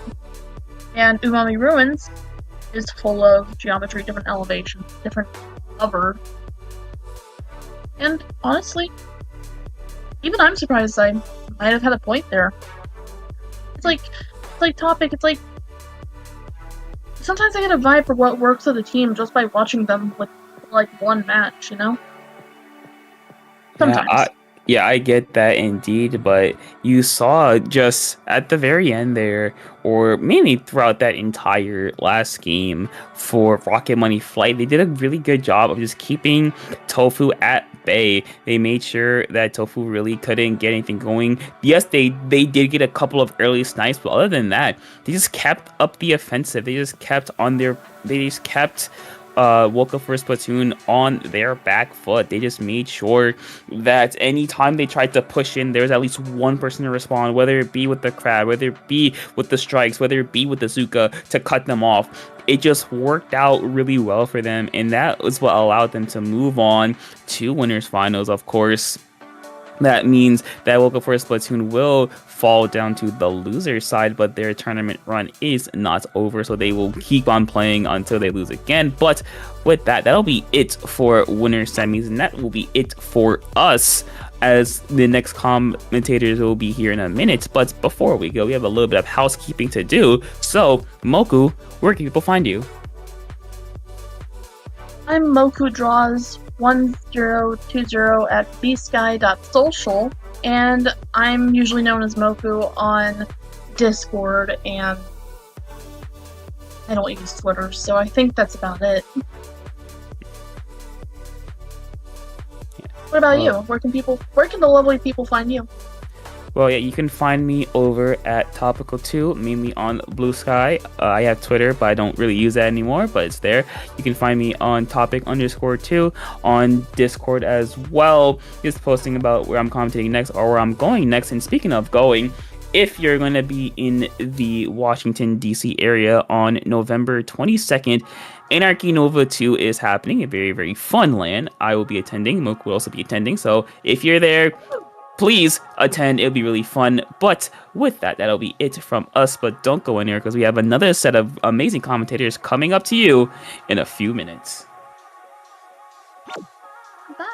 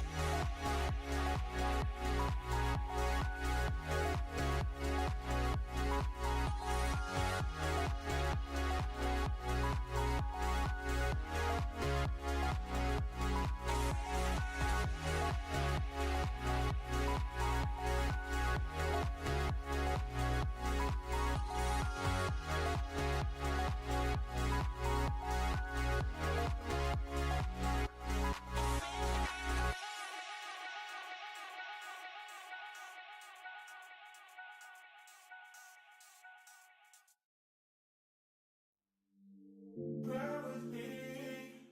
Don't gotta worry for the both of us. Put you in the driver's seat.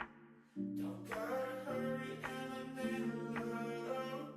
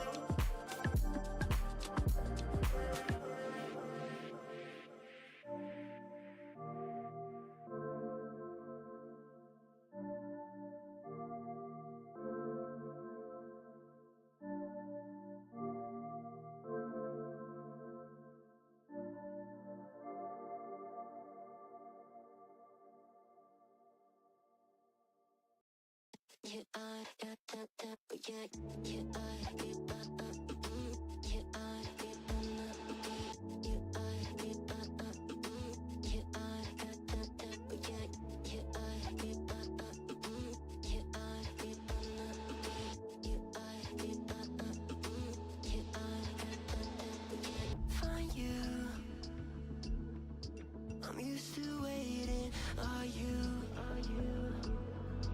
Would you be waiting there too? I'm used to staying. Would you? Would you be waiting? Would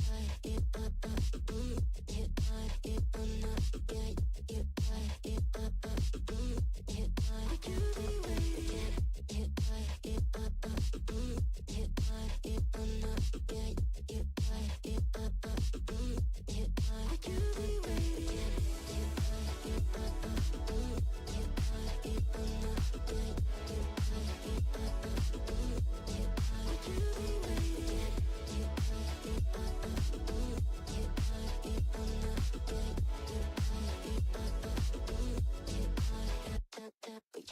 Find you. I'm used to waiting. Are you? Would you be waiting there too? I'm used to staying. Would you? Would you be waiting? Dopamine when you send pictures. When you send pictures. Can't be waiting. Oh. Dopamine when you send pictures. When you send pictures. Oh. Would you be waiting? Hello everybody, welcome back to Triton-Cup. I'm joined here by the lovely Vijay. Vijay, how are you doing today? I'm doing great. Excited to commentate. It's been a while since I've commentated. Oh, it really has been a while. My ad isn't even updated on the stream layout. Well, that makes sense. Action right here, Yeah. though.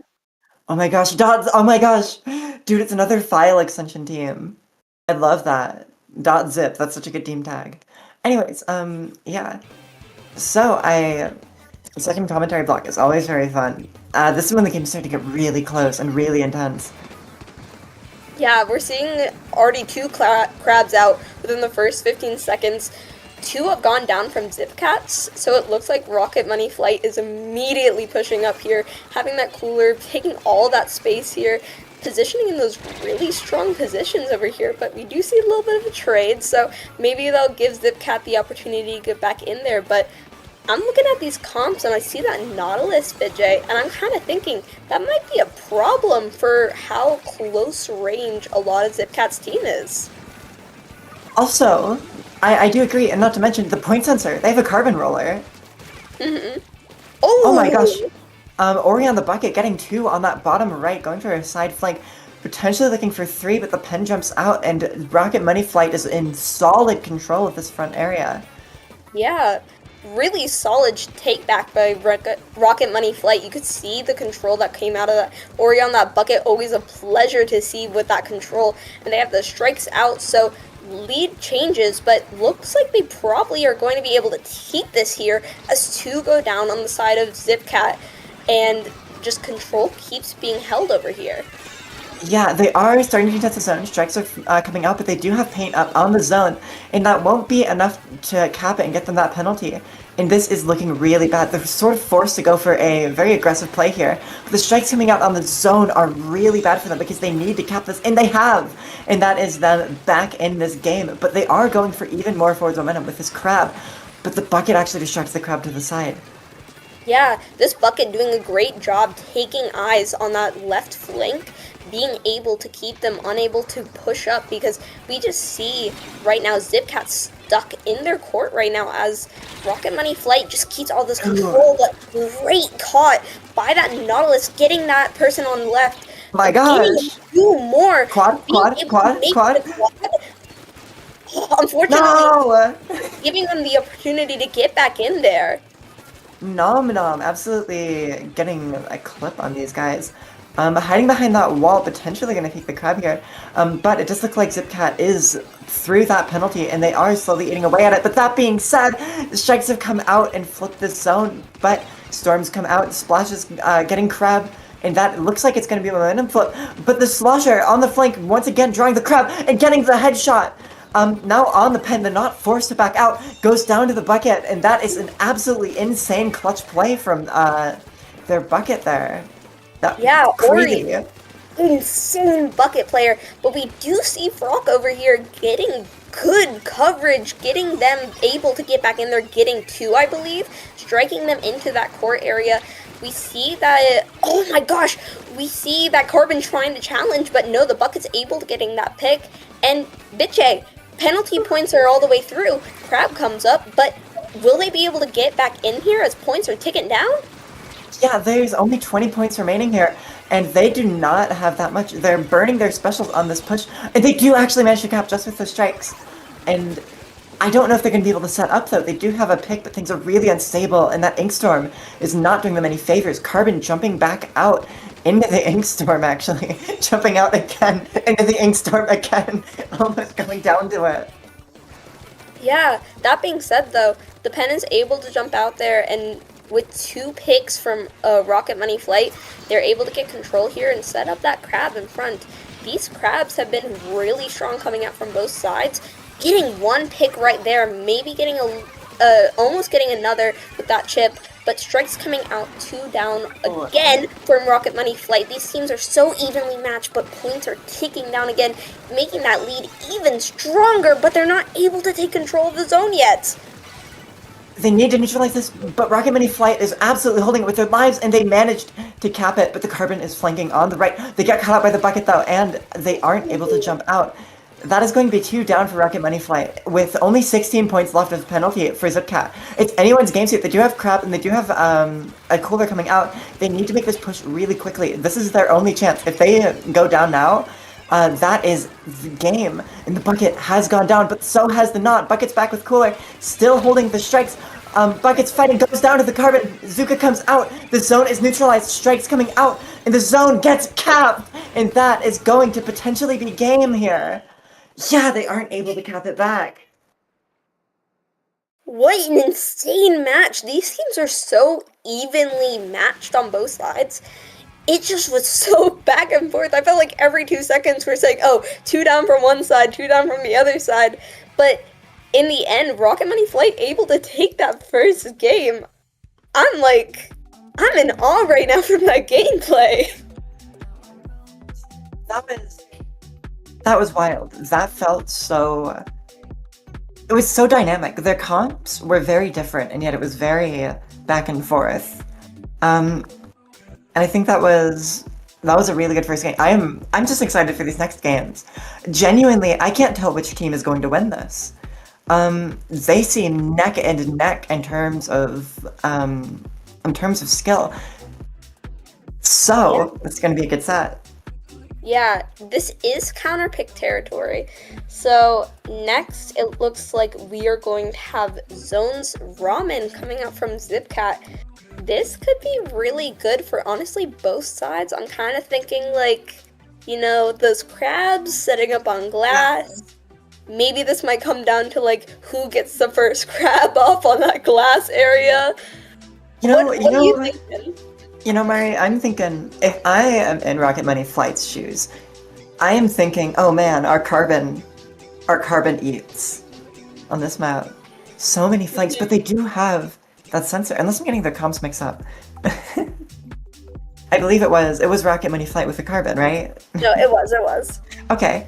But the Nautilus also has point sensors, and point sensors can like watch that entire flank. It's kind of wild. So I think it really depends on how they play this.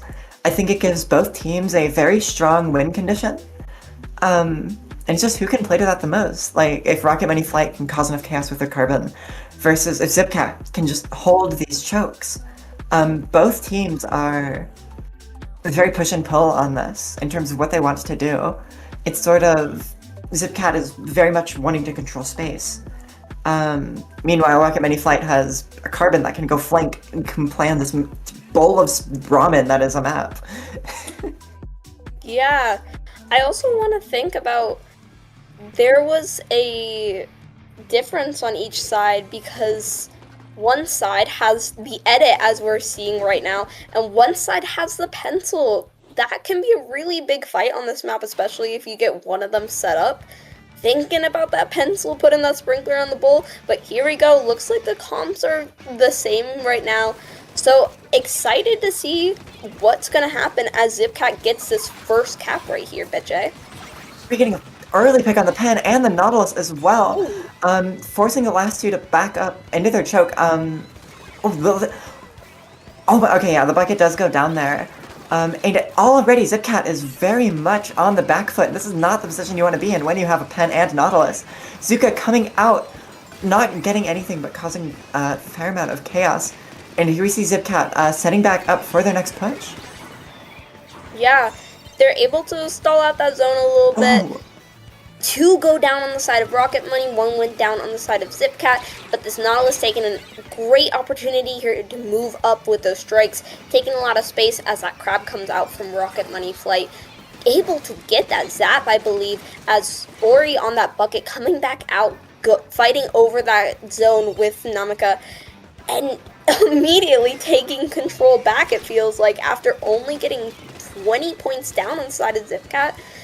That's not a strong hold that you want, especially when they're already past halfway, but that pen did get that really good pick, maybe allowing them to get off, but I don't know, this feels so stally right now.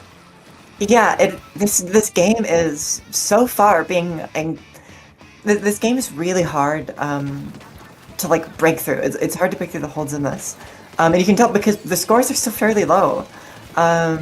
48 as the lowest, and we're like 2 minutes in. We are starting to get some scores on the board here. But the pen being forced back up with this carbon absolutely running them down. Their teammate does have them, though, on that defense, managing to scare that carbon away. And the pen is able to potentially get set back up with this Inkstorm coming out as well. Yeah, points are ticking down now. Penalty completely out for a Rocket Money Flight. But they're maybe able to get the zone here, possibly, as the zone is currently contested. There we go, they're getting that cap, putting on those much needed penalty points, and that Slosher pushing up to that nice elbow, taking that strong position, as the crab is forced in their spawn, but pen does go down, so I'm not sure if it's a great trade there. Yeah, and this zone is still just so back and forth. Carbon managing to get the Slosher, all of a sudden 3 down on Rocket Money Flight in the blink of an eye. I don't even know what happened there. But Zipcat is definitely taking this chance. This is exactly the foothold that they needed. And with that edit going down from the crab tank, that is huge for them. That secures this hold for them, absolutely, unless as Rocket Money Flight can pull something out. And they are holding this very, very hard. With the edit going down again. As soon as the crab is going out too, that is not what you want to see, but they're popping special anyway. They need to make this push work. Lead has flipped, but the zone is kept. Potentially, But the strikes come out as well, and they aren't able to apply this penalty. And that is going to be a really bad situation for them. But this edit getting Cooler out, this looks like it's their chance to actually cap. But this Crab and the pen, they hold the pain. Oh, but watch the Shark from the Carbon. The Carbon coming out, getting one, possibly getting another, but being forced to jump out. Giving the momentum for them to get that zone cap, switching it over as the Carbon gets punished. Oh my gosh. And that Zap coming in, putting the penalty, getting that edit down with an assist. This is a different Zip Cap that we've seen all game, putting that momentum in. They're getting the zone back immediately. Wow. What a crazy Shark. You don't see the splash as the one that Sharks a lot. But here we see Crabs coming out, targeting that bucket. The bucket drops out onto the bottom and jumps out, and that is going to be elbow secured for Zipcat. And with the penalty this low, these specials need to get value here. They need to manage to get the zone. That is strikes coming out. Zipcat painting over it. Painting battle on the zone here. Neither team able to cap it. This is a very important cap. If they don't cap it here, then this is going to be really bad for them because there's only 4 points left on the penalty. But two go down on the side of Zipcat. But they do manage to cap the zone, and that is just the edit and Carbon left. Carbon striking out, forcing them to back out, respect their control, and that is going to be paint and cap from the side of Rocket Money Flight with a very low pen on both sides. Yeah, we're getting into overtime situation here. Strikes are ready on the side of Zipcat, but look at this amount of control coming out from the side of Rocket Money. Penalty is applied, Crab is coming out, but look, that Carbon is putting them in, getting one. I don't know if they're gonna get this in time, and they don't. Oh my gosh. Oh my god, what a game! Absolutely. That was down to the wire there so many times. Yeah, we said last game these teams are so evenly matched, but even more so right now, that game, we saw so many different sides from both teams. We saw this massively aggressive side of Zipcat that we hadn't seen before, but then Rocket Money Flight taking all back in the end, coming out, putting out that momentum, showing why they won that first game. BitJ, I don't know oh my gosh, I can barely speak right now. Yeah, I think it's funny, and a twist of irony, the winning plays that both of those teams made, the decisions that really kept them in the game, the most important moments, was when Zipcat pushed up, and this was when Rocket Money Flight got some really impactful specials out. I think that's a very nice twist of fate, that these two teams that play very differently, only in playing like the other, at the right time, managed to, make those explosive plays and get a foothold. I think that's very interesting. Yeah, absolutely. We can only win by learning from our opponents type of stuff, But we have our counter pick, and it is bread and butter. Get ready for it's the one and only Zones Mahi. Woo! Final destination. Yeah. No items.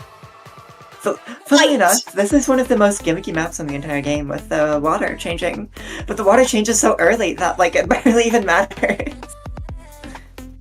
Yeah. These... Okay. I'm not sure what to expect, because when we have maps like this, my brain generally goes to the kind of more cheese stuff, like Slider. We have strikes here, but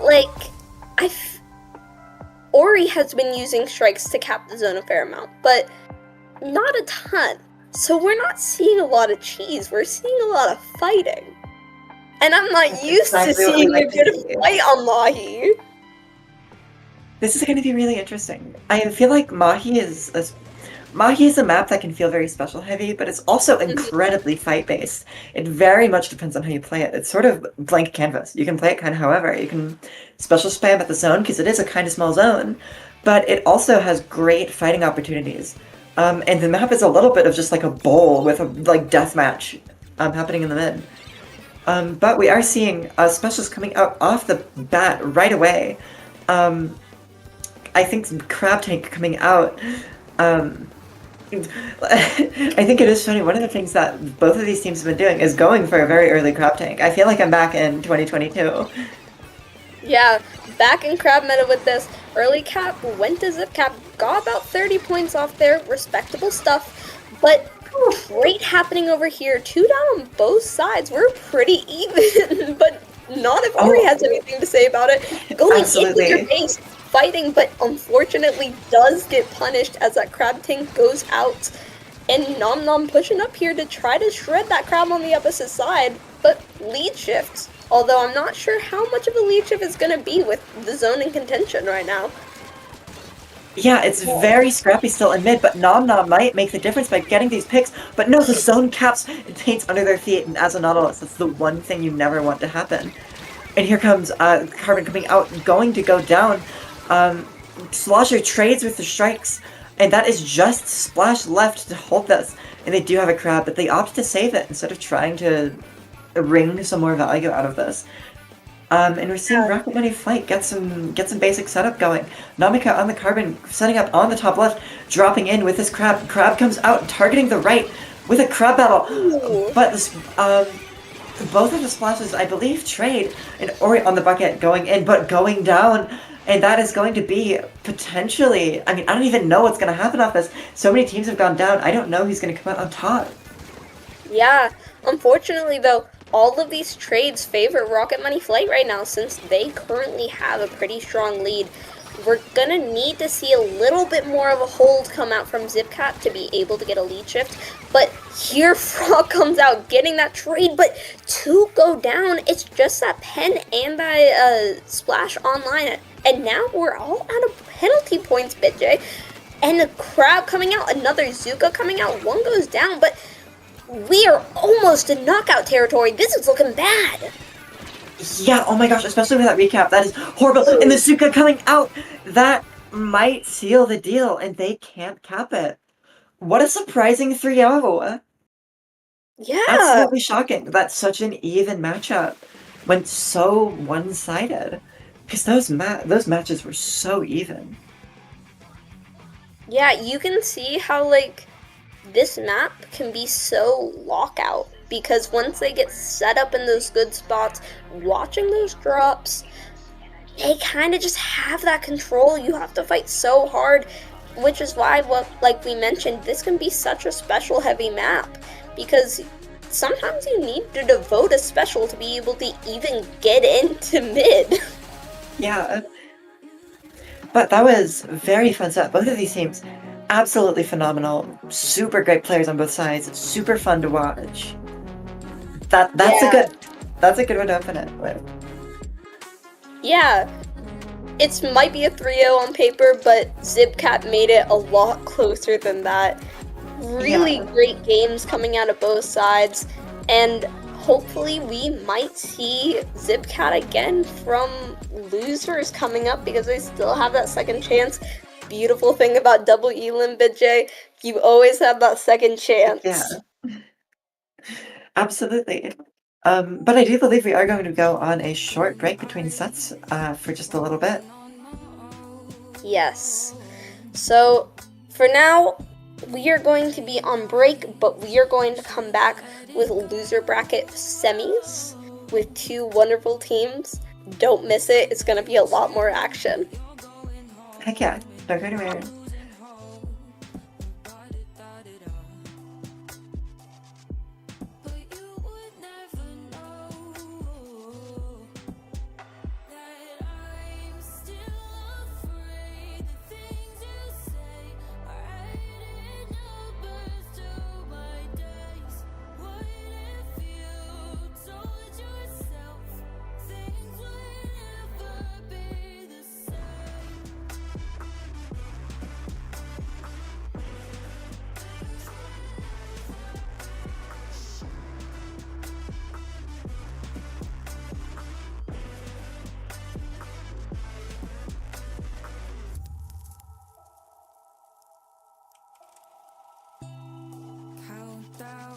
Feel the ticking in my ears. No, is it near the end? Fade out till I disappear. No.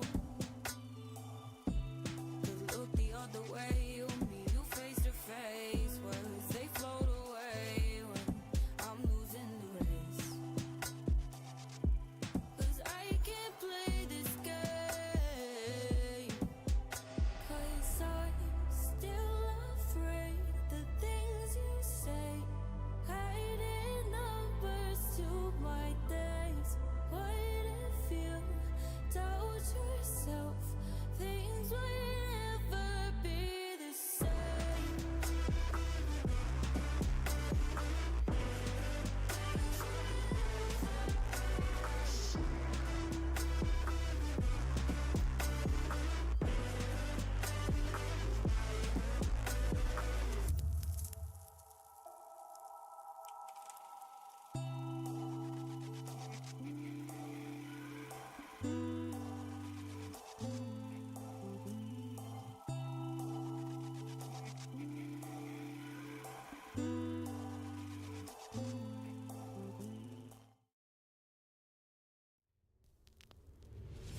I am broken, words unspoken.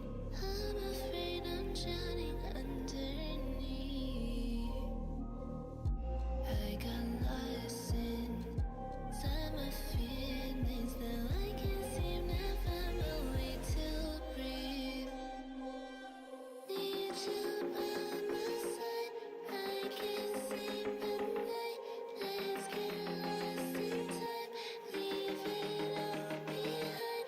I can't get enough of that I'm enough. Let me be the one for you.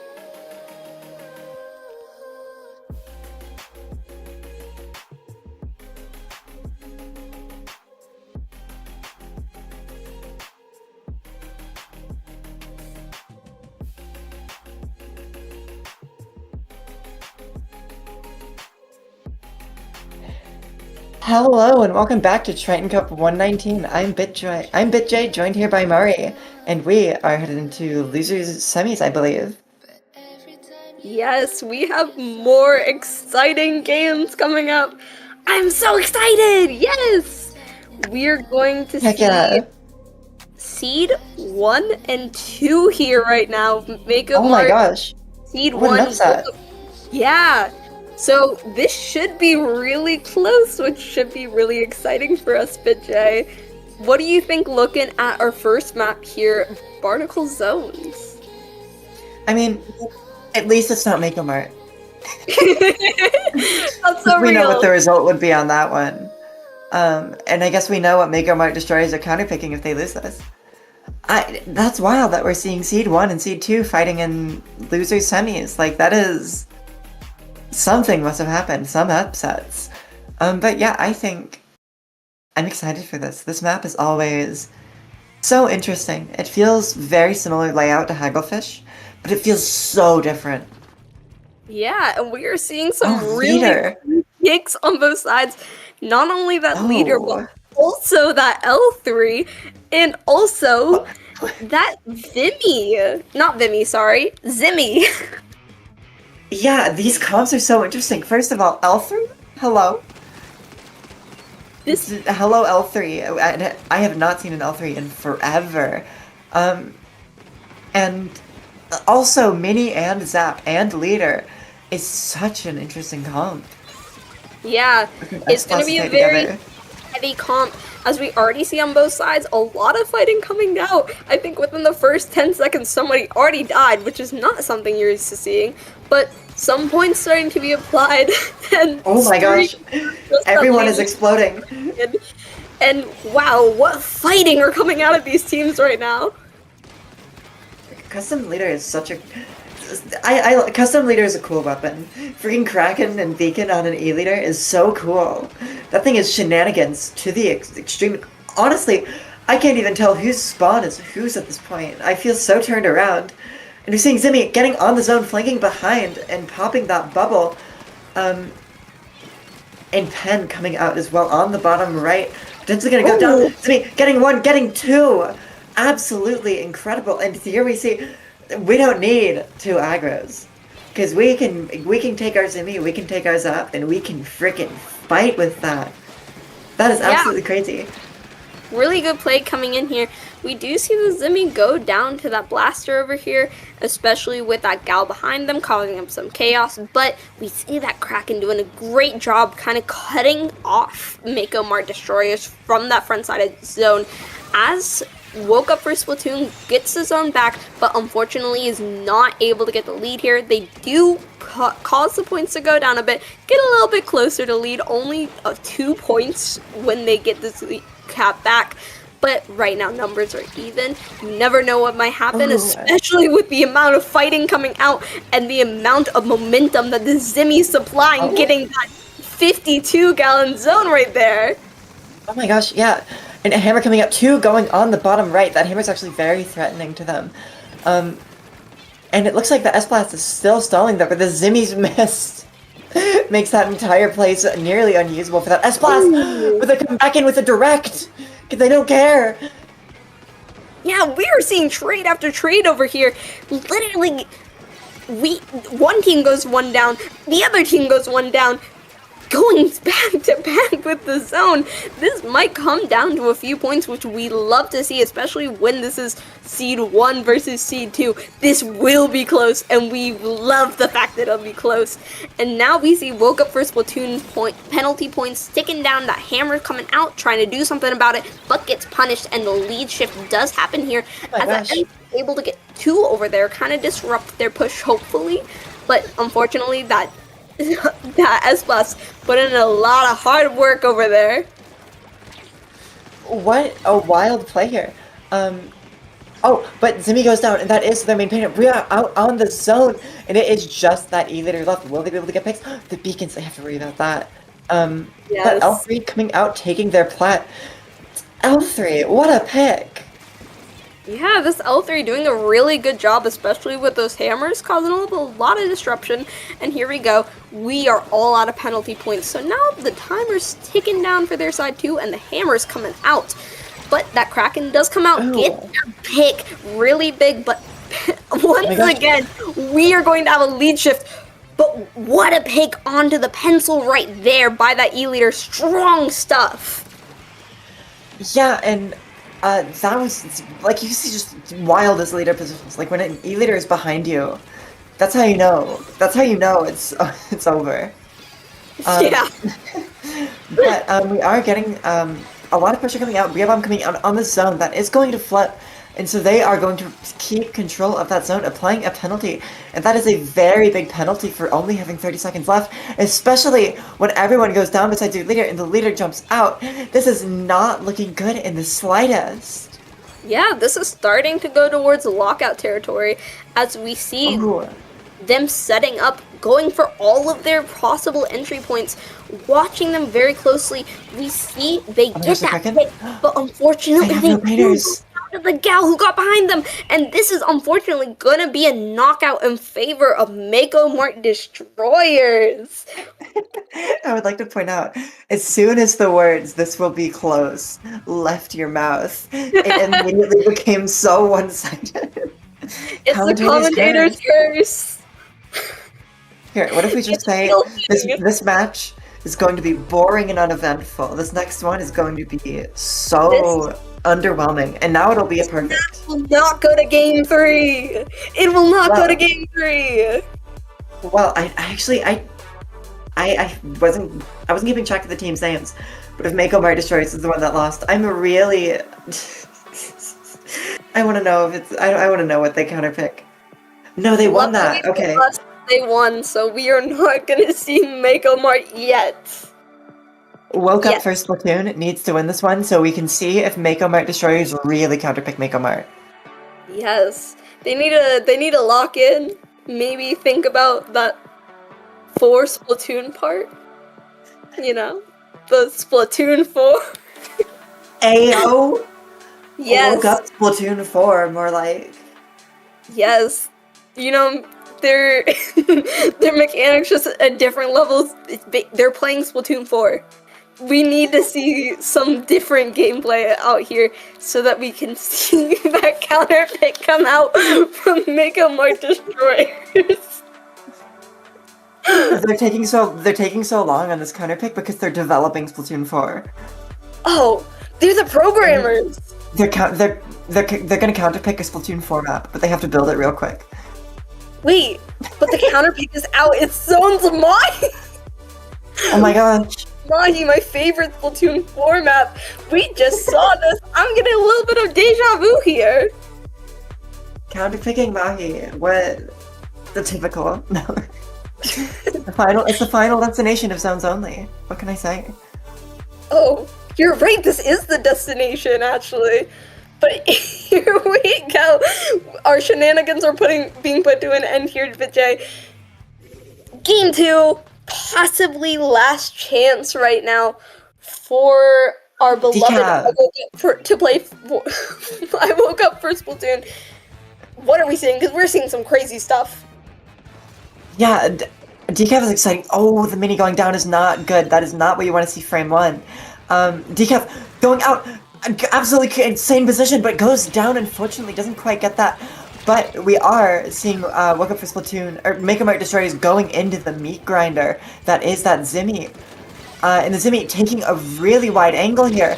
Flanking wide, but going down to the zap. Oh my gosh, this is already so back and forth. It's been 40 seconds and it feels like we've been playing the game for 2 minutes. Yeah, a lot of back and forth here. Mako Mart Destroyers getting that zone again, taking those strong positions. We see that Squeezer setting up with that Zuka, hoping to find something. Unfortunately, that Decaf coming in, causing some mischief, letting them get that zone cap, and they are coolered. So they are set up for possibly a lead shift here as the points are counting down.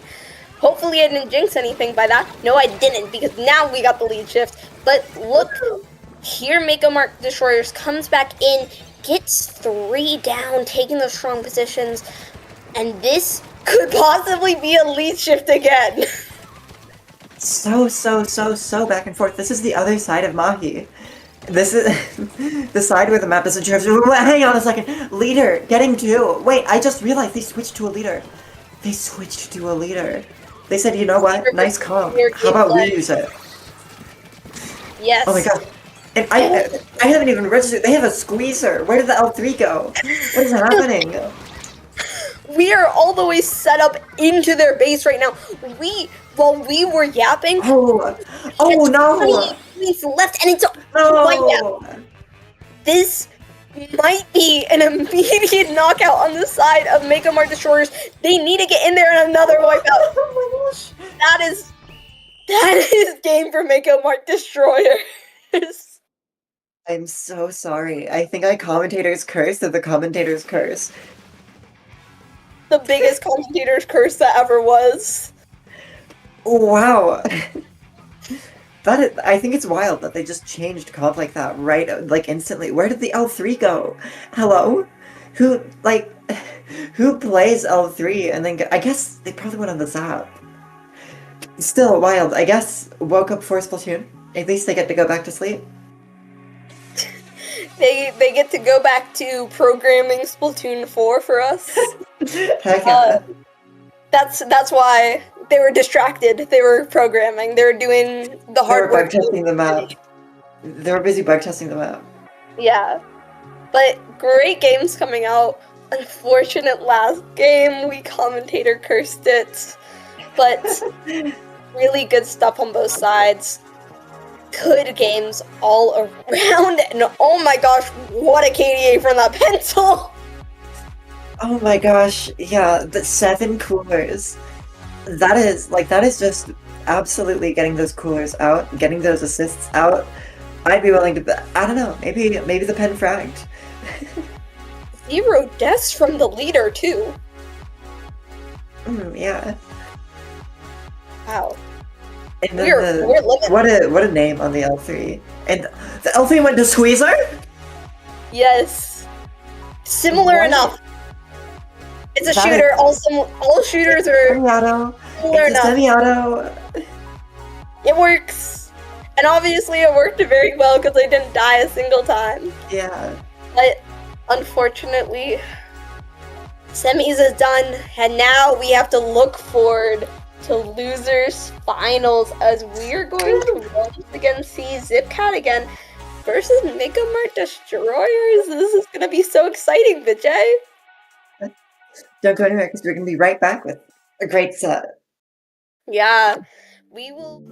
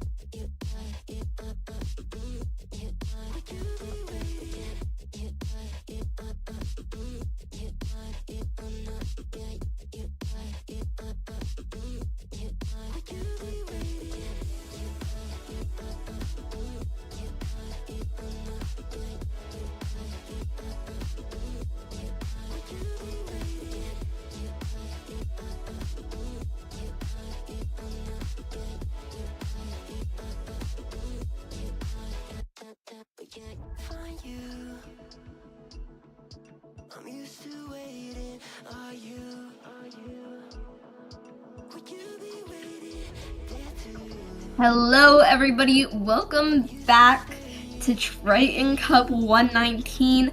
I am joined here by my lovely co-commentator BitJ. And here we are with Losers Finals, Mega Mart Destroyers versus Zipcat. How are you feeling? Yeah! I am excited. I don't know who I want to see win. Oh wait, we're back to best of 5. Let's go. But yeah, this is both of these teams so much fun to watch. Oh my gosh, this is gonna be awesome. Oh wait, this is the team with, oh my gosh, this is the team with the L3. We might see more L3 or more Squeezer. Both of those weapons are like AFK right now. Yeah. So I don't know. I don't know if L3 was ever at the keyboard. Well, we are seeing Squeezer, not that L3, but cool comps coming out from both sides. Umami Zones, really fun map. This can be super back and forth, which I know we want to see. But let's see how this game starts off for us, BitJ. Absolutely. They're taking, like, I saw 3 people on top mid for a second. That was wild. But they are absolutely focusing their pressure on top mid. But hang on, Squeezer behind them. Okay. We don't have zone capped yet. There we go. Gotta love on the Squeezer taking a very forward position, but going down to the bucket. Yeah, looks like right now Mega Mart Destroyers has really good control over this area. Right now we have the strikes ready. We have the strikes does trade. We have that crab coming out.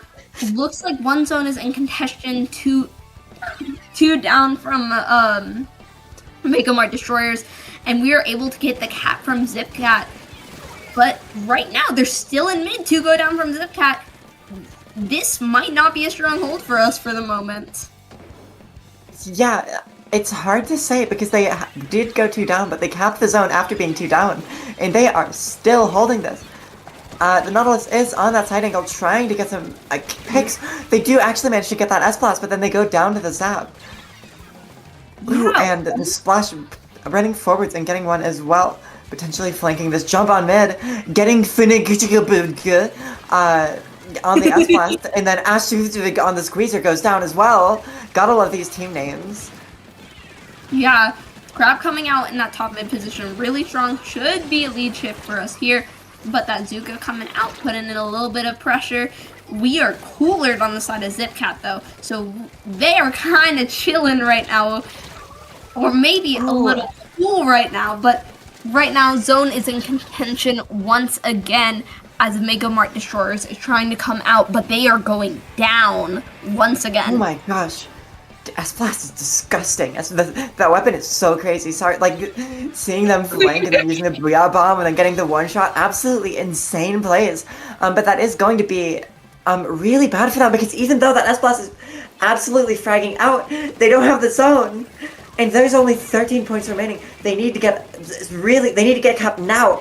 S-Blast, no, Not and Slosh have both gone down on the side of Zipcat and the Splash as well. And that's going to be Mega Mart Destroyers getting that zone. Just by the skin of their teeth. 5 points remaining. Yeah. And this is a very tense moment for them. Yeah, barely able to get that cap. Nom Nom coming in here with that Nautilus, causing a little bit of chaos. Fortunately, does go down to that S-Blast, who is doing impressive work on that gun right now. Getting one. Put in some pressure over there. They're getting into their base right now. Oh my gosh, getting more picks. Letting that timer tick down even more and making Zipcat have to use their resources in their spawn just to get out. Never mind forget zone. Yeah, and then Strike's coming out on the zone, and they do cap one of them. But they don't have anyone following up to paint it. And it is 2-on-2 with just the leader. Just that Splash trying to cap the zone. The Splash goes down though, and that is going to be game. What the heck? What a sudden win from Mega Mart Destroyers. Not something we were expecting, but I guess that's the power of going that deep into their spawn when you force them to use those specials early just to get out. They don't really have a lot to use to even get out of their spawn at that point. Well, no, they have stuff to use to get out of their spawn, but they don't have stuff to get into zone, which is the most important part at the end of the day. Yeah, absolutely. No, Mega Mart Destroyers won again. We're not going to get to see their counterpick. They better lose at least one game. They better not win every single game from here on out. I need to see what they're going to counterpick. What a scary team. What a scary team that Zipcat is fighting. Is this seed 1 or 2? This is seed 1 on the side of Mega Mart Destroyers, and oh my gosh, we are seeing Humpback Zones is coming out as our counterpick here from Zipcat. This is not something that I'd see a lot, to be completely honest. It is an interesting map mode. Oh, they picked this for the Squeezer. To force them off Squeezer, but they didn't. They didn't go off Squeezer. Tri-Slosher! Tri-Slosher? Huge. Oh my gosh. That Tri-Slosher is so dangerous because it combos with that screen super well. So if you get caught in that screen and then you just get one little slosh by that Tri-Slosher, you are done. This is Tri-Slosher's map right here. We are seeing them already put in a lot of pressure on this side, getting assist on one, getting one, forcing another back, getting them that first cap, put in a lot of pressure over here, but unfortunately does go down to that Squeezer, who is punished later. Ooh, and here comes the S-Blast setting up in mid. They have such an advantage here with their like massive AoE. They can just do Luna Blaster stuff in mid. And they still haven't kept the zone? They still haven't kept the zone? Oh, okay. And Tri-Slosher being forced back. That screen does come out though. Pen getting a pick on one, potentially securing the pick on S-Blast as well. And trying to displace that leader with the strikes, and that is a very bad position for that leader to be in. Oh my gosh, and they're continuing it. Really good work to displace those two members of Mako Mart Destroyers, doing a lot of work here. And this is something we haven't mentioned yet, BitJ, but this is actually kind of a redemption moment for Mako Mart Destroyers, because Mako Mart Destroyers were sent into losers by Zipcat, so they were on line here. Oh, the drama. Oh my gosh, This is the upset. They gotta prove yourself, beat them again. Prove it. That's actually wild. And unfortunately, right now, timer's ticking down. We are at 23. They get the zone cap, but pretty strong lead, especially when they haven't cleared out the members from mid yet. And there's still that Tri-Slosher, still that Pen, still that Splash. Wow. Literally everyone is still there. And two members are down right now from Mako Mart Destroyers. Oh my gosh, this leader's jumping out, managing to jump over to their teammate. Popping Wavebreaker, Crab comes out. The leader tries to snipe, but the Crab does not get hit. And that is going to be the Tri-Slosher going down. That's a huge pick. If they can continue this momentum. Oh, but the strikes coming out are going to disrupt things a little bit. But here's the Squeezer out on zone. S-Blast coming in to join. Now they're together. They're so scary. And they are still holding the zone, but they haven't capped it yet. And that honestly makes sense. The Zap is really the only paint that they have at their disposal. E-Leader and Squeezer are such a rough combo when it comes to the paint department. But the E-Leader clutching up, getting a pick on that try. Wavebreaker coming out. And just barely managing to cap that zone. And actually managing to get some momentum past that. Getting the splash out. Someone else jumps out as well. Bucket goes down as well. That is not a good situation for them to be in. Only 2 people left alive. Yeah, this map can be really tough for E-Leader to play on, having a hard time getting those sight lines into that base, and with that screen coming out, doing even harder work for them to be able to do anything. They got points down to 59, but when your opponent has 29 on the online, that's not enough. You need more than that, especially with a minute and a half remaining in the game right now. But right now, this S-Blast is doing really good work, getting one person right now. Another goes down. The Splash stuck in that corner, it looks like. They do have Crab, though, but they go down to that S-Blast, so they lost that Crab right there. That's so bad for them. This is potentially, this is the redemption here. Having control of mid when you have an E-Leader and an S-Blast is so important. Like, they can just hold an absolutely, like, rat. Like crazy. But, oh, Squeeze is going down. Oh my gosh, the cap, potentially. Screen coming out. That is going to be the lead swapping. But they are in control of the zone, potentially. But now the Tri-Slosher goes down. This Splash has to get value. Crab coming out. Trying to just get something, but nothing happens. But the Squeezer does go down. 5 points remaining. They are battling for the cap, and they have managed to cap this. They need to set up control of the zone. If they can get control here, it will absolutely be massive for them. They just need a foothold, just one. Get that leader out, get that S-Blast out, and they can hold mid to their heart's desire, but they aren't able to do it yet. Yeah, that S-Blast doing a really good job hitting those important directs, putting so much pressure on them. Too hard down. Finally, that leader is down. That S-Blast still alive in that pit over there. You want to get that out, get them out immediately, along with that Squeezer. But here comes the Booyah. Hopefully able to get the pick here. They do. Gosh. And they were not cooler. They just used their Booyah, and overtime's about to start. We're almost out of penalty points on the side of Zipcat. And right now, it's going to be insane fight my gosh. now that penalty points are down. The zone! Don't forget about the zone! Oh my gosh, they've managed to keep the hold. But the splash goes down. They need to paint now, and their main painters are down. Tri-Slash is out. It's just the V-Bucket on the zone trying to hold, and they wipe! And that is going to be game 2, going to Mako Mart Destroyers. That is tough, especially when you lose on your counter pick. It looks like from the first match between Mako Mart Destroyers and ZipCat won their counter picks, but this is not putting them to a good start. It doesn't feel good when you lose your counter pick, especially when it's one that's really favored against your opponent's team comps. I don't even know what they could be picking next on the side of ZipCat after a game like that. Absolutely. I can see what they're going for. With that pick, though. It was for the leader. Yeah, definitely for the leader, definitely for that squeezer too, but unfortunately, Espas is really good on that map. And you have a really good S-Blast player that you're fighting against. So when you need to rely on them not hitting those directs or not getting that chip damage under the ledges, you're not playing the right because you can't rely on that.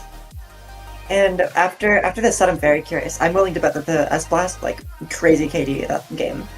Because that's really, like, it is in that S-Blast's hands when it's that map. And they are thinking very, very hard about this counter pick. And they're going to go with Barnacle Zones. This is the one where we saw Mako Mart Destroyers go their weird comp. I wonder if they're going to keep their leader comp, or if they are going to try to cook with the L3. Yeah, well, looking at what happened last time, it looks like this was another map that ZipCat won last time that they played Mako Mart Destroyers. So you would imagine that this would go in favor of ZipCat, considering the past history.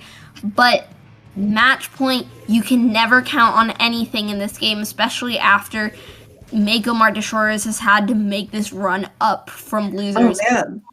We are seeing something different come out of ZipCat. Yeah, I think that's very interesting. Double shooter, but one of those shooters is a gal. Pro and gal is probably the best double shooter comp, and clearly it's working, because Mako Mart Destroyers immediately on the back foot, but that pick! The leader! The leader played really good, strong work.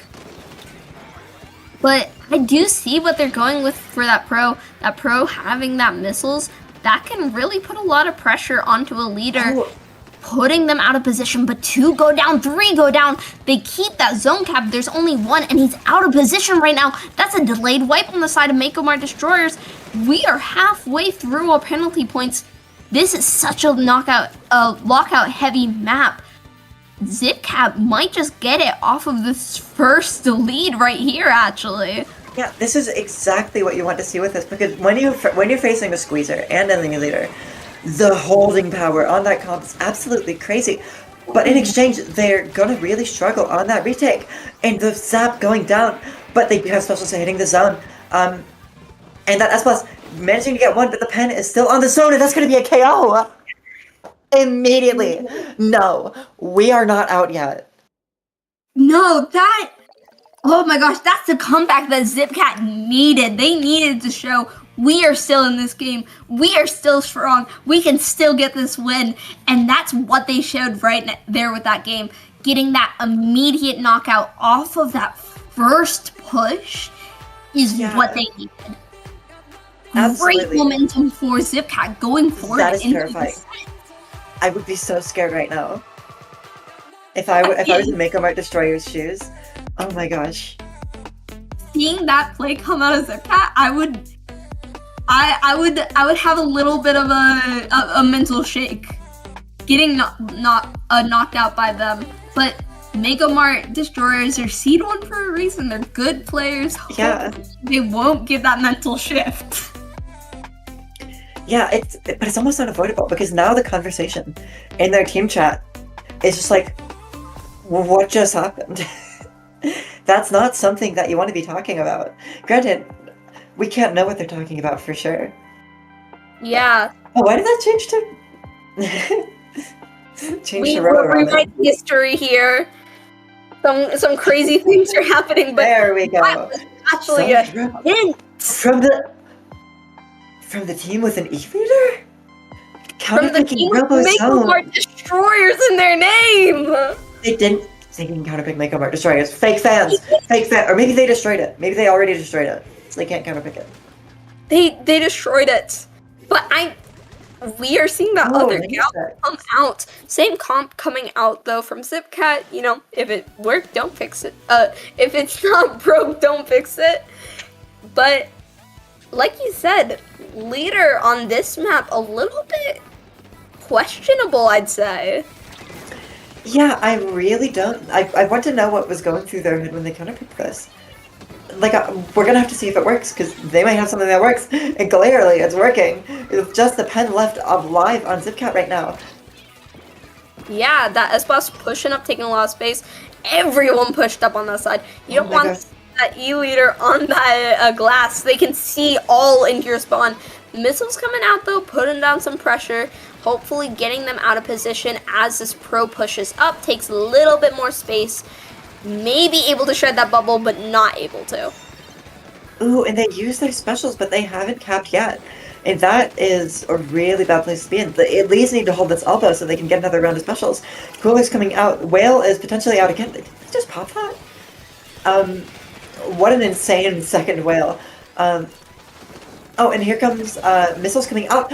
But the Zap pushes up and gets the bucket at potentially the worst time possible. But it is like neck and neck right now. They need to cap the zone though. Both of them going 2 down. That isn't good. Strikes coming out. These strikes need to at least neutralize the zone to get the time to come back from spawn. They've lost the right them, but the zone is almost capped here. And the 52 clock gets 1. 4 points remaining on the clock. They need to neutralize this now or they are out. That was... If we were talking about mental shift, I think actually losing that game went in Mako Mart Destroyer's favor, because that kind of was like, oh, you want to play that game? Well, we can do it right back. And that's exactly what they did, taking that dominant knockout. Holy moly. So clearly it worked. I'm sorry, Mako Mart Destroyers. I was not familiar with your game. Exactly. Wow. What a set. That is at least like, come back and you prove yourself. You lose to these guys and then you're like, nah, not gonna happen again. We're gonna fix this. That must feel really good on the side of Mako Mart Destroyers to be able to get the rematch and win it, especially with your last game being that dominant. I said this before, but I will say it again, 3-1 does not do the set justice. It was such a back and forth set. Every 5 seconds, the knockouts don't do the set justice either. So back and forth, such a joy to commentate, and they just gave us awesome games to look at. Absolutely. Like, what games? What freaking games? Oh, the S-Pulse actually didn't do as well as I thought on the KD department. The Tri-Soldier with the 19 and 9! That checks out. That checks out. Tri-Slosher's broken on that map. Tri-Slosher's actually insane. Nom Nom doing a great job with it. I just want to say, huge props to all of Zipcat BitJ. They put on a beautiful fight there, and they are absolutely awesome players. Absolutely. What a fun set. How fun. How cool. Yeah, look at that. Nom Nom getting the 7-0 on that. Or, I don't know 7-0, but getting like crazy KDs. 7-3. I misread that. Basically. Wild. Absolutely wild set. Yeah. Well, now we are going to go on break. We are going to have grand finals coming up next. Mako Mart Destroyers versus Rocket Money Flight. Don't miss it. It's gonna be exciting. It's gonna be awesome. Yeah. It's grand finals. What more can you ask for?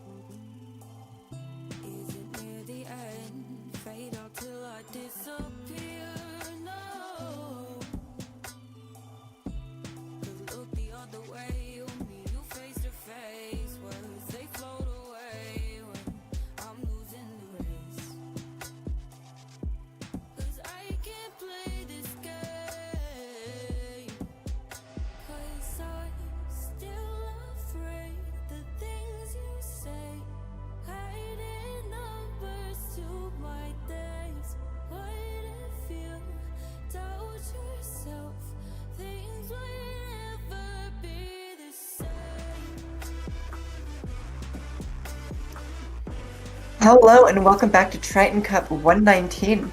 I'm BitJ, joined here by Mari, and we are seeing Makomart Destroyers fighting Rocket Money Flight. We have seen both of these teams on stream, and now we get to see them fight, because we haven't seen them fight each other yet. Yes, this is gonna be a little bit unexpected. Right now, this is going to be Seed 1 coming up from losers. And Seed 3 and Rocket Money Flight, pretty close stuff. You can't really rely on the seeding exactly here because, I mean, Seed 3 just blazed their way through this, winning winners finals with a 3-0. So Rocket Money Flight, really good team. Makomart Destroyers having that adrenaline going through their vein. They just won the rematch, BitJ. They're probably feeling good, and I know we're probably gonna have some good stuff here, BitJ. Yeah, absolutely.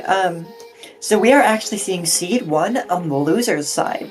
So we might see a reverse sweep here if the seeding has anything to say. But the real say comes from the players. So it all depends on how these games play out. And I really have no idea what to expect. Yeah, we're gonna start out on Umami Zones. Last set started out on this as well. Went in favor of Makomart Destroyers last time. So maybe you'll go in favor of them again, but you don't know when you have Rocket Money Flight on your opposing side. So here we go, Grand Finals, best of 5. Can we get that bracket reset? Can Makomart make their way back up? Let's see these matches, BitJ. Heck yeah, getting straight into it. They're still sticking with the 96. Clearly they're like, yeah, this is working. And I think, oh yeah, they were on custom leader before. Or maybe that was the other team. I don't know. The leaders on both sides is very strange. But we are seeing 96 pushing up. Oh my gosh, that clutch Kraken forcing the Carbon to jump out. Yeah, that bucket Ori being put into that pit position here, being able to get a little momentum in there. Hopefully they have that strike zone line. Maybe they're giving that position, but that their pen and their Carbon player are both down. So right now they're kind of stuck in that position without really anywhere to go or show for it. Oh. They do go down with those strikes, which are unfortunate. Yeah, that's going to be really, really, really bad for them. And Makomart Destroyers does have an early control here. With the, I think it was the Carbon going down. Oh no, 3 down! And that is going to be a very, very scary hold here. Oh my gosh, and the S-Boss on the side, managing to get the edit, but going down to the bucket. And this is like their only shot here. Using the strikes early to get themselves back in. They need something else to make the zone. And the crab goes down! No, this is going to be an immediate knockout. Oh my gosh! Makomart Destroyers, not something we were expecting, BitJ. Dang. That's wild. Yeah, really good. What a game one! What a game one! Yeah. Waking up for Splatoon 4, more like waking up for grand finals. Because I am awake. Neither of these teams, someone joined the stream like 5 minutes ago, that sentence was completely incomprehensible. I didn't even quote it right. Hey, but, callback! Callback. Incorrect callback, but it's a callback. Wow. That's scary.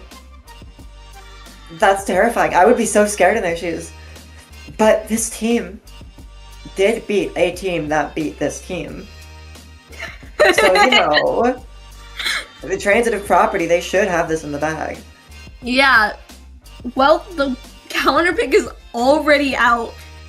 I'm having a little bit of deja vu, BitJ. I think you can guess what this counter pick is. Don't tell me it's Mahi. No, it is Zone's Humpback. Again! Oh my gosh. We are already People see a going leader, back. and they're like, Zone's Humpback. Zone's Humpback. Zone's Humpback, that leader. Honestly, I'm surprised. Zone's Umami, not Umami, Zone's Urchin, that leader. I would think that rather than Is that a valid counter pick? Wait, is it? Am I crazy? I might be a little crazy. I don't know if it is one. I don't know how that map is played out. I feel like I don't know what the general consensus on it is. I feel like it is. A lot in tournaments recently. Really? But anyways, Let's see. once again, some back. But we saw Make 'em or Destroyers win this last game, so this Yeah, could- but Rocket Money Flight has a carbon. that's true. Much to consider on here. And But again, it's not a much to- Tri-Slosher. They don't. I'm not sure. This is gonna be interesting. Yeah, I don't think we'll see the Tri-Slosher, unfortunately for us. Yeah. The Bucket seems to only play Bucket, but here we Okay. Oh, I'm And sorry. try. I apologize. I was not familiar with your game. Oh my gosh. Oh my, wait. Oh, they have... Okay, the 96 deco makes sense here. But I'm just thinking, like, who was painting in this game? we saw this before with Make 'em or Destroyers. The idea of the game is if you get enough kills, What a peak. then you don't need to worry about the other team overpainting you. That is true. And Just right now, kill them. mad fight in mid. I don't know whose side is whose, as it looks like this. Someone's flanking in the other person's side. Oh, that's why you don't jump. We're That's all painful. over this. And we're seeing Edit setting up, getting close to Cooler. The Slosher does have strikes at the ready, but the Kraken comes out. And S-Plus is below that ledge, threatening that Edit, but they do get forced back out. The Kraken's still there, but potentially gonna go down, or at least be forced to back out. Yeah, right now we're seeing a lot of back and forth. And just that Gowan line from Make 'em or Destroyers may be able to do something crazy here. Looks like they're opting Oh my gosh. for the moment here. Hello? Somehow Oh my gosh. they're diving. Actually insane. But here they are taking that position, forcing that Zuka on the side, and that Edit is unfortunately down again. Oh. Ah, what a fantastic play, only to die right at the end. That was like insane survivability. I love weapons like that. You can just live forever and ever and ever in just situations where you really shouldn't.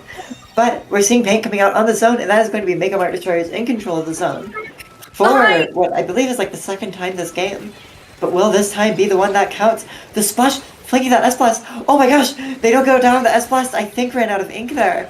And the splash jumping out, barely avoiding death to that wave breaker. Yeah, that leader also getting that pick on that Edit over there from their spawn. I believe they're coolered, so not much worry, but that does give them the extra time to maybe get that lead here. A lot coming out It's in the close. zone right now. A lot going out. I think point, the zone Strike's coming cap- out, this has to confirm it, right? Yes, that is zone cap for them here. Oh, but the S-Blast is still there and isn't going down without a fight. And a fight they are giving. Never mind. Carbon runs in and gets them. Carbon jumping out almost gets killed by the Kraken. But goes down anyways, I believe, to the E-leader. And now Yeah. the penalty is ticking down. Only about 15 seconds left until that penalty is out. And they are back to getting points.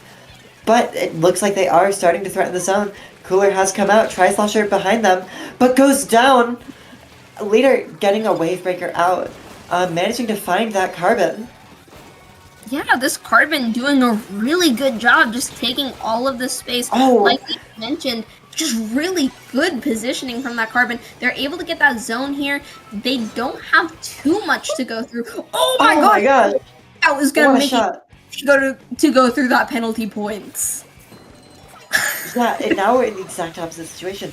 20 points on the clocks, 36 remaining. They need to retake this, and they need to regain the Crab! The Crab getting the S-Blast is absolutely huge for them. That's like their number one main player. The Tri-Slosher getting the Crab, though. It's unfortunate the Tri-Slosher getting two! And that is going to be just the Edit left alive, and they have to do something here, because there are only 25 points remaining. Edit has jumped out, or somebody has jumped out after grabbing the Cooler, and they need to push this very soon. Splash goes down, Edit goes down, Carbon goes down! It's just the bucket. They have strikes, and they do come out, but it's not going to be enough. Wow, what a reversal from Make 'em or Destroyers. we kept saying they're on the back foot, they're on the back foot. They need to find a way back in there. That Carbon doing a really good job keeping them out. And then, boom, wipeout. And it was done from there.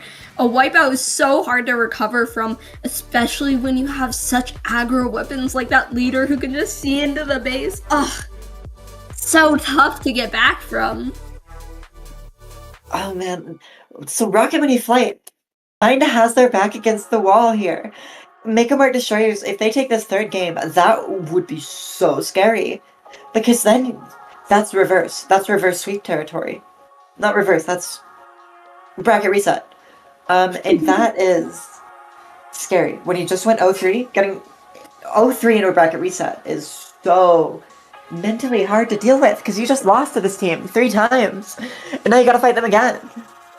Yeah, I will say though, in support of Rocket Money Flight, they were dominant in winners finals, and they have been sitting a little bit. They haven't been able to play as much as Mako Mart Destroyers have been. So they're still a little bit warming up, you know, getting their momentum back, getting back into the game. While Mako Mart Destroyers still has That answers our question. They're really saying I don't like your E-leader. But honestly, I think they're missing something here. The S-Blast. Like, I do think the E-leader is an issue, but I think this might be what they want because they are counterpicking these S-Blast maps. I think when you're going against a E-leader player, it's so easy to pick your counter picks based around the E-leader. Because it's just such a big target that you think about, that everything else kind of gets blinded, you just focus on that. But theoretically, the edit should have the upper hand over that E-leader, but like you said, still need to worry about 3 other players. Yeah, and for some reason the 96 is slow to come out of spawn. I wonder if they're okay. But we are seeing 2 going down right off the bat here, I believe. Carbon is on that Zap, which is ironically named 4K, when they have an E-leader on their team. I just noticed that. Yeah. But, Carbon goes down, Bucket goes down. Splash behind them on the E-leader goes down to the wave breaker though. That Kraken coming out, potentially getting that Carbon. Yeah, really good return from Mako Mart Destroyers, getting that zone, getting a lead, but this early in the game, these leads are not that important to break. It's more so the later leads, especially as these points are ticking down. When you start getting around halfway, that's when you have a dangerous lead, which we are starting to get, especially with how deep Mako Mart Destroyers are in their base. The amount of space that they're taking, and that Kraken coming over on the point is huge. That is not what you want to see with 30 points remaining. Yeah, and the Bucket going down as well. That's no strikes, no crab. Cooler is coming out, and they do have that Zuka, but this is looking so bad. The only thing that I can think of here is flank, and the Slosher thought that too, but they went down, and that is going to be potentially, no, not yet, or maybe, yes, that's game. Oh my gosh! That's scary. That's very scary. You might have had something going with what you're saying, that right now Rocket Money Flight might not be in the best state of mind, because that was not the Rocket Money Flight that we saw in winners finals. Absolutely. Yeah, I hope we still have bracket reset. It's never over until it's over. Absolutely. Not over yet. So they're just adding tension. It's okay. Yeah. We want to have some tension in our games. You know, gotta have some stakes. They're giving us the excitement. They're like, okay, commentators always want the bracket reset, so we'll give them the bracket reset. Here you go. And now this is when we lock in. This is when we start pulling out like our true power. No, we're going to game 5 this time, guys. Exactly. And it looks like for first game here on Bracket Reset, deja vu. I'm having deja vu, bitch. It's true? zones and Is that right? There's no way. It is really right. is. It really, really is. Dude, It really, that really is. That is messed up. I feel like I'm We're in a time loop. We're in a time loop, yes. I feel like my day is repeating. But for Rocket Money Flight, they really don't want this to be a time loop, because that'd be very bad for them. It's okay. It's just like in the shows. You get time looped, then you make a mistake, and you go back in time, and then you fix it. They're gonna sleep this time. Now that they know all of Mako Mart Destroyer's moves. That was, like we said, it added tension, and it was a ploy to figure out Mako Mart Destroyer's moves. The things that they will do. They've spent the last 10,000 years playing the set over and over and over again, and now they know every single possible move that this team can make. Yeah, they're fixing the timeline. This is how they're gonna redo it. This is the start of, well, not reverse sweep, but this is the start of the sweep. Oh, the end splash. Double strike. Interesting. That would be really good here. You can get those strikes on one zone, get the strikes on the other zone.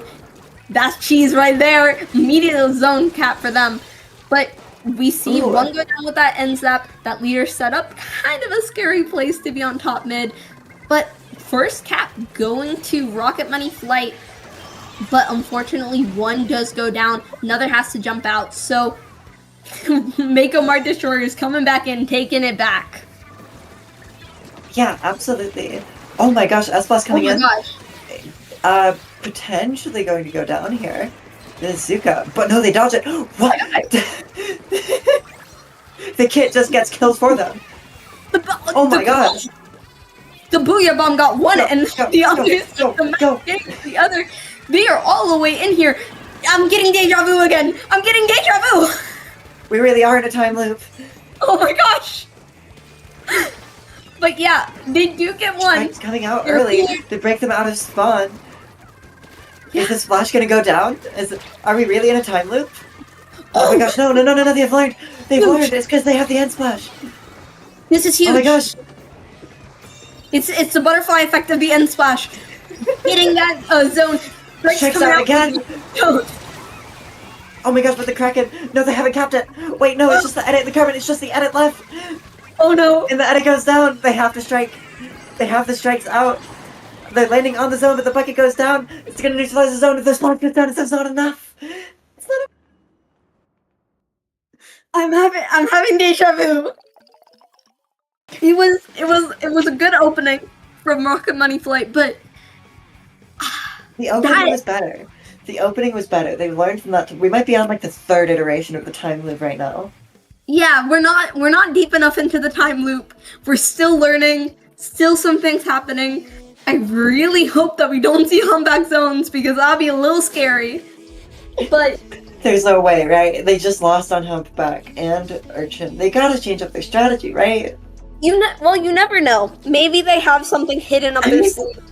Maybe they have a new tactic. Humpback zones did almost work for them. It was only in the last 10 seconds that they were able to make a comeback for Mako Mart. Surely if they just do it again, it'll work this time. What is the fake Albert Einstein quote that everyone says? The definition of insanity is doing something multiple times, expecting different results. Yeah.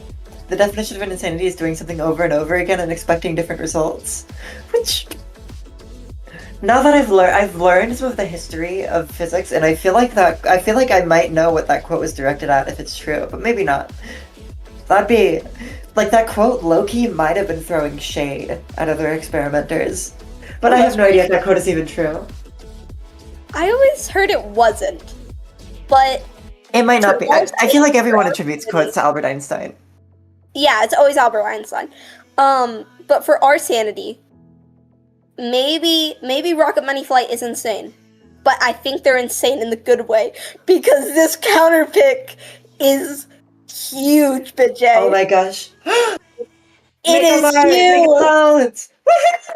We have been waiting all tournament for this, and finally we have Mega Mart Destroyers on Mega Mart, but it wasn't their pick. I'm so curious. Why? What is their name is Mega Mart Destroyers? Maybe they're destroying it because they don't like it. Maybe. Maybe they destroyed it because it's their least favorite map. And maybe that's why True. Rocket Money Flight is taking out, because they have the tactic. They know the play here. You know, if they lose this one, you know what I think they should do? Counter pick it again. That'd be really Go fun. back. That would be horrible, but so funny. We Oh my go gosh. again. Yeah, I'm thinking about that Carbon though. Those stacks. Pretty good spot for Carbon to kind of just swim up, immediately kill an unsuspecting leader that's sitting up there. Yeah, this map is crazy for Carbon. I do think this counter pick makes sense. Because they have a Carbon roller. Other team has a leader. This team has this place has lots of sides. And I think that's what I'm seeing from Rocket Money Flight that could change. Is that they aren't playing the sides enough. When you're against an E leader, you need to take advantage of the fact that they only have one shot. And they can only look in one direction. A pen can shoot 2 shots on the left, 2 shots on the right. But an E leader has to choose which direction they look, and that direction is going to inform the rest of the team what to do, and it's going to influence that. So when you're fighting an E leader, it's very good to try to make their team have to look at multiple places and force them to decide. We are seeing something different coming out from Rocket Money Flight. Ori is no longer on that Slosher, and Currybow is now on that Slosher instead, while Ori is on that Blast. Who needs paint when you can just murder them? True. Oh, that's not good. Oh my gosh. Oh, okay. It's okay. We're goaded with the Slosher. We're getting back in there. We have the strikes. Strikes coming out on zone. Maybe giving a little momentum. There's Cooler. They're able to take these fights with no problem. Get this aggression online.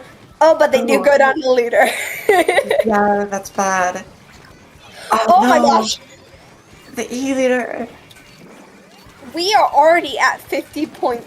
Less than 50 points remaining. Oh. The side of Mega Mart Destroyers. That's not what you want to see. Absolutely. Strikes coming out. Oh, they don't cap. Oh, that's bad. Oh, they don't have any painters. They need to force picks now. Zuka coming out, going to make one jump out. S-Blast going down. That is not what you want to see. This edit needs to paint so much. The rest of the team needs to fight, keep their painters out of the zone. The bucket needs to win this. The bucket needs to hit their shots. The 96 behind the wall. Zone is still contested, and then that is going to be them capping the zone. Strike coming out directly after that, and the leader has backed up to the side of the map. And that is what I really wanted to see Rocket Money Flight do. They need to use those side areas.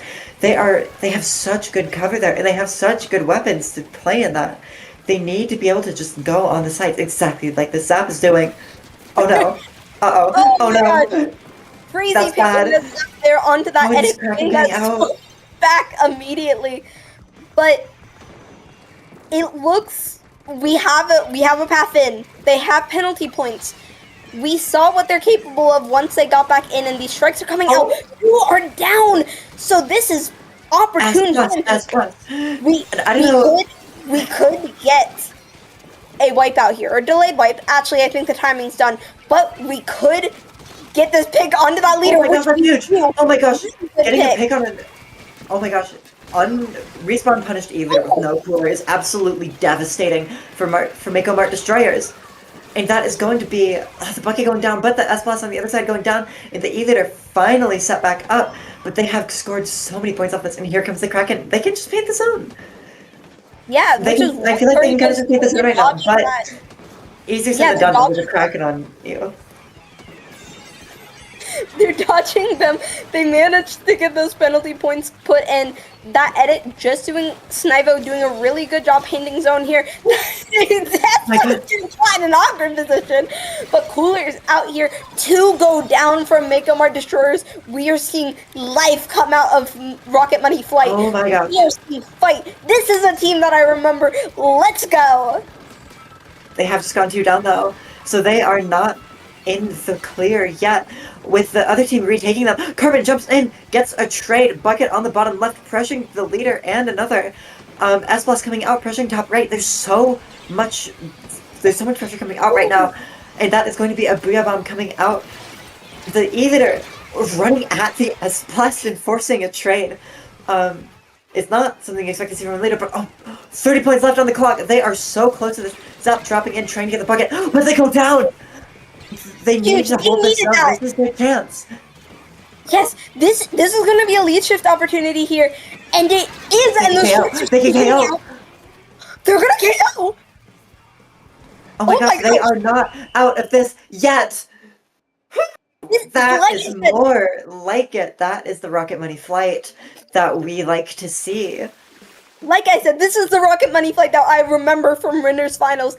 This is the fight in them. That comp change gave them life. Getting that switch in, they needed it. They needed something to change it up. And like we said, they're not crazy. They're getting that win. And they're back in the set. Yeah, and throwing us back into even really changes the dynamic of this. Taking that win off. Now it's kind of 50-50. I mean, that's not how it works, but that's how it feels. Like seeing when you go 0-2, that is so bad, back completely against the wall. But now it's free for them. But they have to win a counter pick. That is what goes. That is what this comes down to. They lost game 1, so they have to win the enemy team's counter pick. Yeah. So the counter pick is out, and it is Zone's Mahi, which could be really even for them, honestly. We truly are in a time loop. We are the final destination, so to say, but it's not the final destination this time. Yeah, and okay, thinking about this, I wonder if they're gonna stick with their triple aggro comp because it worked. But this is also a very different map. That isn't just like stupid bonkers broken for S-Blast. Yes. This is also really hard to fight E-Leader on because that E-Leader can kind of just position on Snipe, look all the way down the zone, get people on the other Snipe. So this game is tough, but already going in, they know what they're doing, they're sticking with it. Both teams know what they're doing, sticking with it. And Rocket Money Flight, if they are really back in it, they need this game. Yeah, I think one of the things that I feel like they can get away with having this little paint because the enemy team doesn't have much paint either. Oh no, what? What just happened? I think that was the Carbon getting like a quad. Namika absolutely clutching that out. What an insane opening, and they have the Zuka at the ready. Oh my gosh. They need a dodge out. But once that Zuka's Carbon going to the side area. Oh, gets caught out by the Zap. But yeah, that leader being so. Oh man, the edit going down is not what you want to see. Strikes coming out. They're trying to make this push work.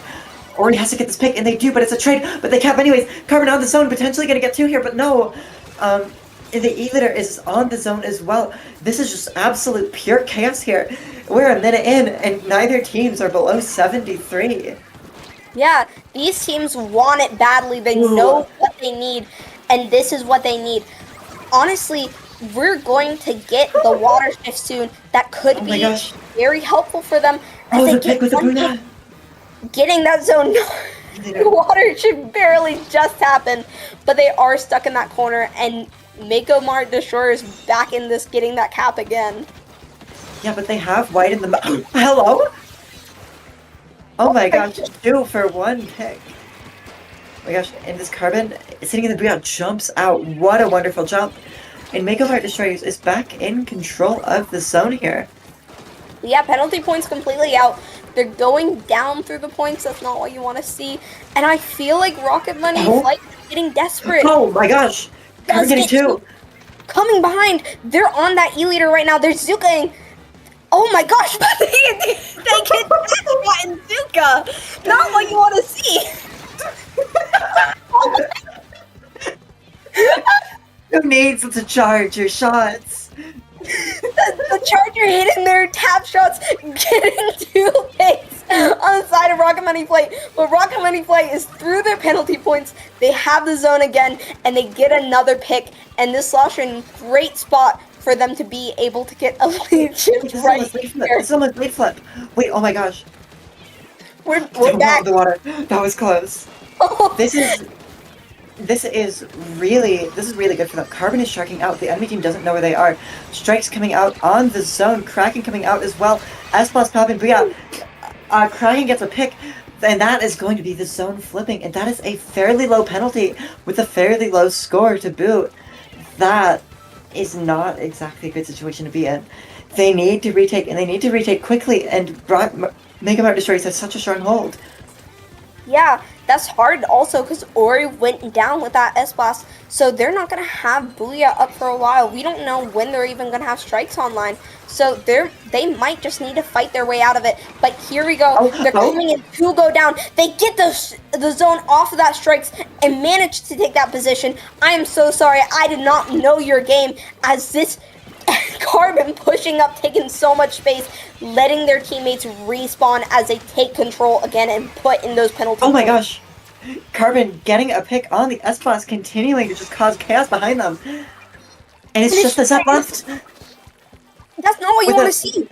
Especially with this low of a pen. Oh my gosh.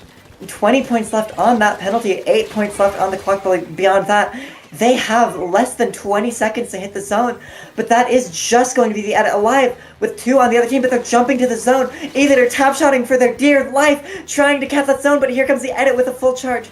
Wavebreaker comes out, trying to get some value to go down on the side of Mega Mart Destroyers, and that is going to be game. Rocket Money Flight is back. They are back. Like we said, they were sorting out Mega Mart Destroyers. They were feeling out their ideas. They were trying to get the idea of what this team does. And here we go. They're back, and they've won the counter pick. And now we're on match point, BitJ. This is crazy. They oh my gosh. And they did not. I'm sorry, but we have a counter pick. Oh? It is something I don't see very often. But oh man. Considering Mega Mart Destroyers comp, it makes sense.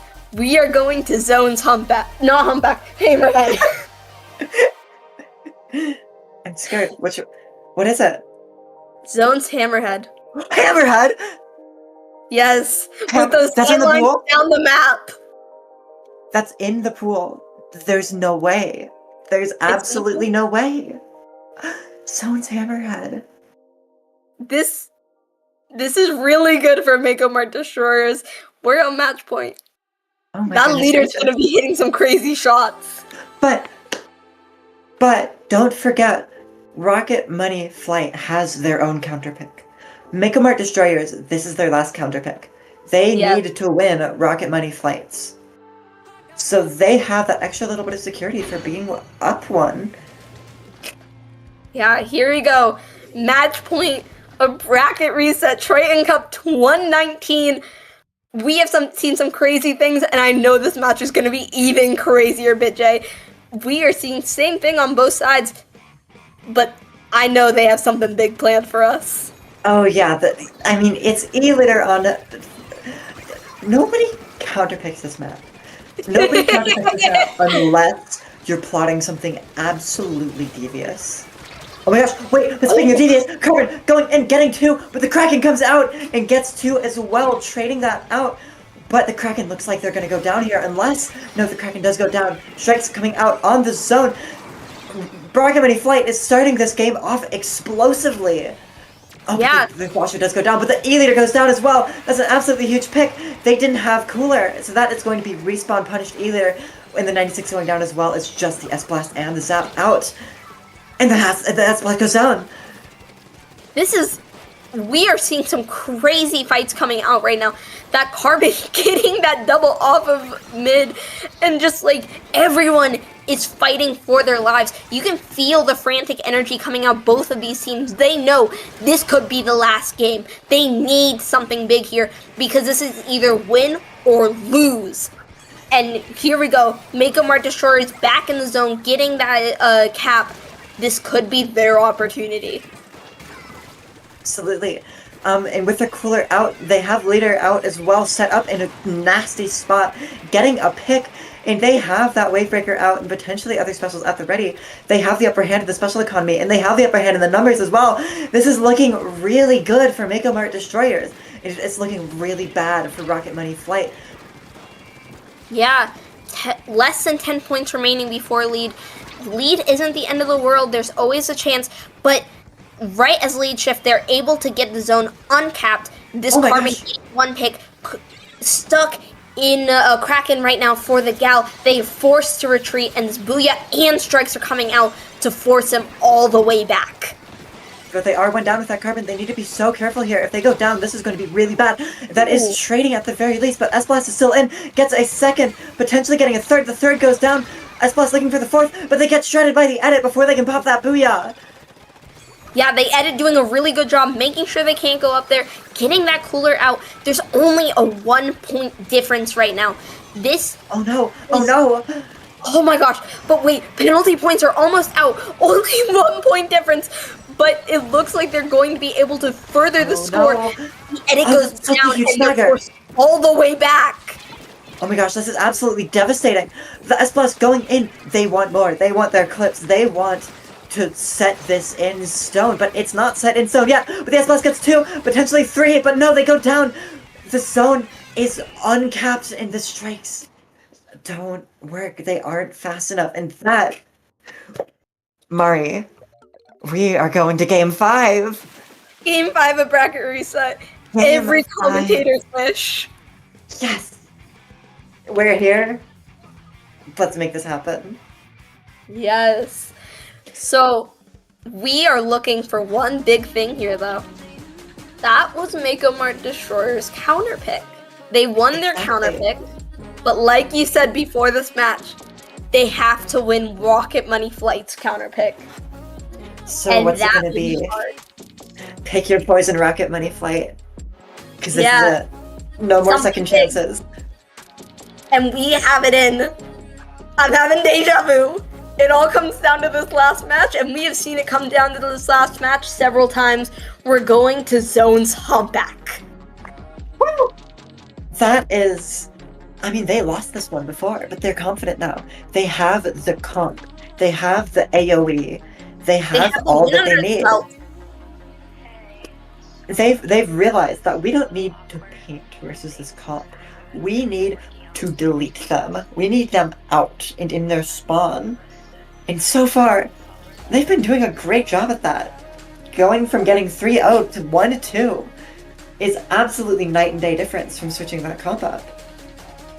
Yeah, one of the biggest things that you have to think about when you are going up against a leader team is leader's biggest weakness is that charge time. If you can just run at them before they have a charge up, that solves the leader problem. And that's what Rocket Money has been doing. We are in Game 5, Bracket Reset. Let's get this going. This is it. Huge stakes on both sides. Their win all rides on this moment. And I know we're going to see some crazy stuff. Both teams bringing out the same thing we've seen from both of them. They're warmed up. They know what they're doing. We're seeing fights happen in the mid. One goes down on that Carbon, but another goes down on that S-Blast. Another goes down on the side of Rocket Money Flight. First cap gonna go in favor of Mako Mart Destroyers, as we already have that Kraken online, and Ori's fighting hard in that zone but forced to jump out. Ooh, but those strikes are coming out, almost capping the zone, but not quite. Kraken is out. and absolutely causing chaos. And the leader is going to go down, though, and that is absolutely huge. The Kraken misreading the direction to dash, unless they're just getting back into this cover. And yeah, they are just ratting here, trying to draw attention and get them to look away from the zone. But no, they are not listening. But no, the S-Blast is. Oh, and the S-Blast goes down. And that's going to be just the edit in the carbon. Yeah, and they are coolered right now, so they're able to get the zone cap back. But Hopefully. the zap goes down, and they don't cap the zone at all. And the strike's coming out. This looks like it is going to confirm the cap, and that is going to be the penalty applied. And Rocket Money Flight is now on the upfoot, getting the pick on that S-Blast. 96 stuck in Kraken on the other side of the map, potentially going down after it ends. And that is going to be a massive setback, but they do cap the zone somehow. We once again have a 1 point difference. Oh no! And once again, the one getting out of that 1 point difference is Mako Mart Destroyers, getting out of that penalty, getting those points down. Unlike last game, though, we're not that far deep into scoring. We only have a 40 point, we only have about 50 on the clock right now. And that's not big scoring at this point in the game, especially when we see big scoring. Right now, this Carbon coming out, trying to get that Zuka off. They're able to get that zone cap, push people back a little bit, but they didn't get the picks yet. And it looks like this Slosher stuck in a little bit of a position trying to get those picks, but just not getting it. And the Carbon has gone down, while right now, Mako Destroyers are in favor. Devastating specials, forcing a wipe onto Rocket Money Flight. That is really bad. This penalty is already so low, and this is it. This is getting dangerous. This is game and tournament and territory. And here we see the Carbon rushing down this E-leader, but is it too much? The Carbon jumps out and manages to land back into a safe place. S-Blast under the ledge. That is absolutely disastrous for them to see. A 2 goes down, and the clock is still ticking on the side of Mako Mart Destroyers. 26 points left remaining, and they have the zone. Another cooler comes out. They have the Booyah, they have the Zuka, but the edit goes down, and there's going to be Booyah coming out on the zone. Slosher down on the side of Rocket Money Flight. Carbon goes down as well, 2 points left, 1 point. And that is going to be game for Mako Mart Destroyers, winning the counter pick. Mako Mart Destroyers showing the first time was not a fluke. This is their map, even though this might be a bad leader map, comes out with a dominant win, winning our Triton-Cup 119 bracket resets. Congratulations to Mako Mart Destroyers after that insane bracket reset. Both of these teams have such a good story. Like, Mako Mart Destroyers, Seed 1, gets knocked out by Zipcat, goes through an entire loser run, and then comes back, fights Zipcat, and then wins, and then bracket resets and wins Game 5 against the team that beat Zipcat. They really proved themselves. Yeah, they might have had a rough start, but it's who goes the farthest. Whether it be fast, whether it be slow, and Mako Mart went the farthest. Congratulations to our winners. Beautiful games. It was such a joy to commentate. It really was. All of these sets, chef's kiss. So good. I love this game. I love this game. It's always so close, and that's what I love. These sets. Heck yeah. My heart is beating out of my chest after this set. So crazy. Dude, and we're just commentating. I can't imagine how these teams felt in those moments. Like, it is so scary watching all of that. I know they're definitely popping off in VC right now for Mako Mart Destroyers.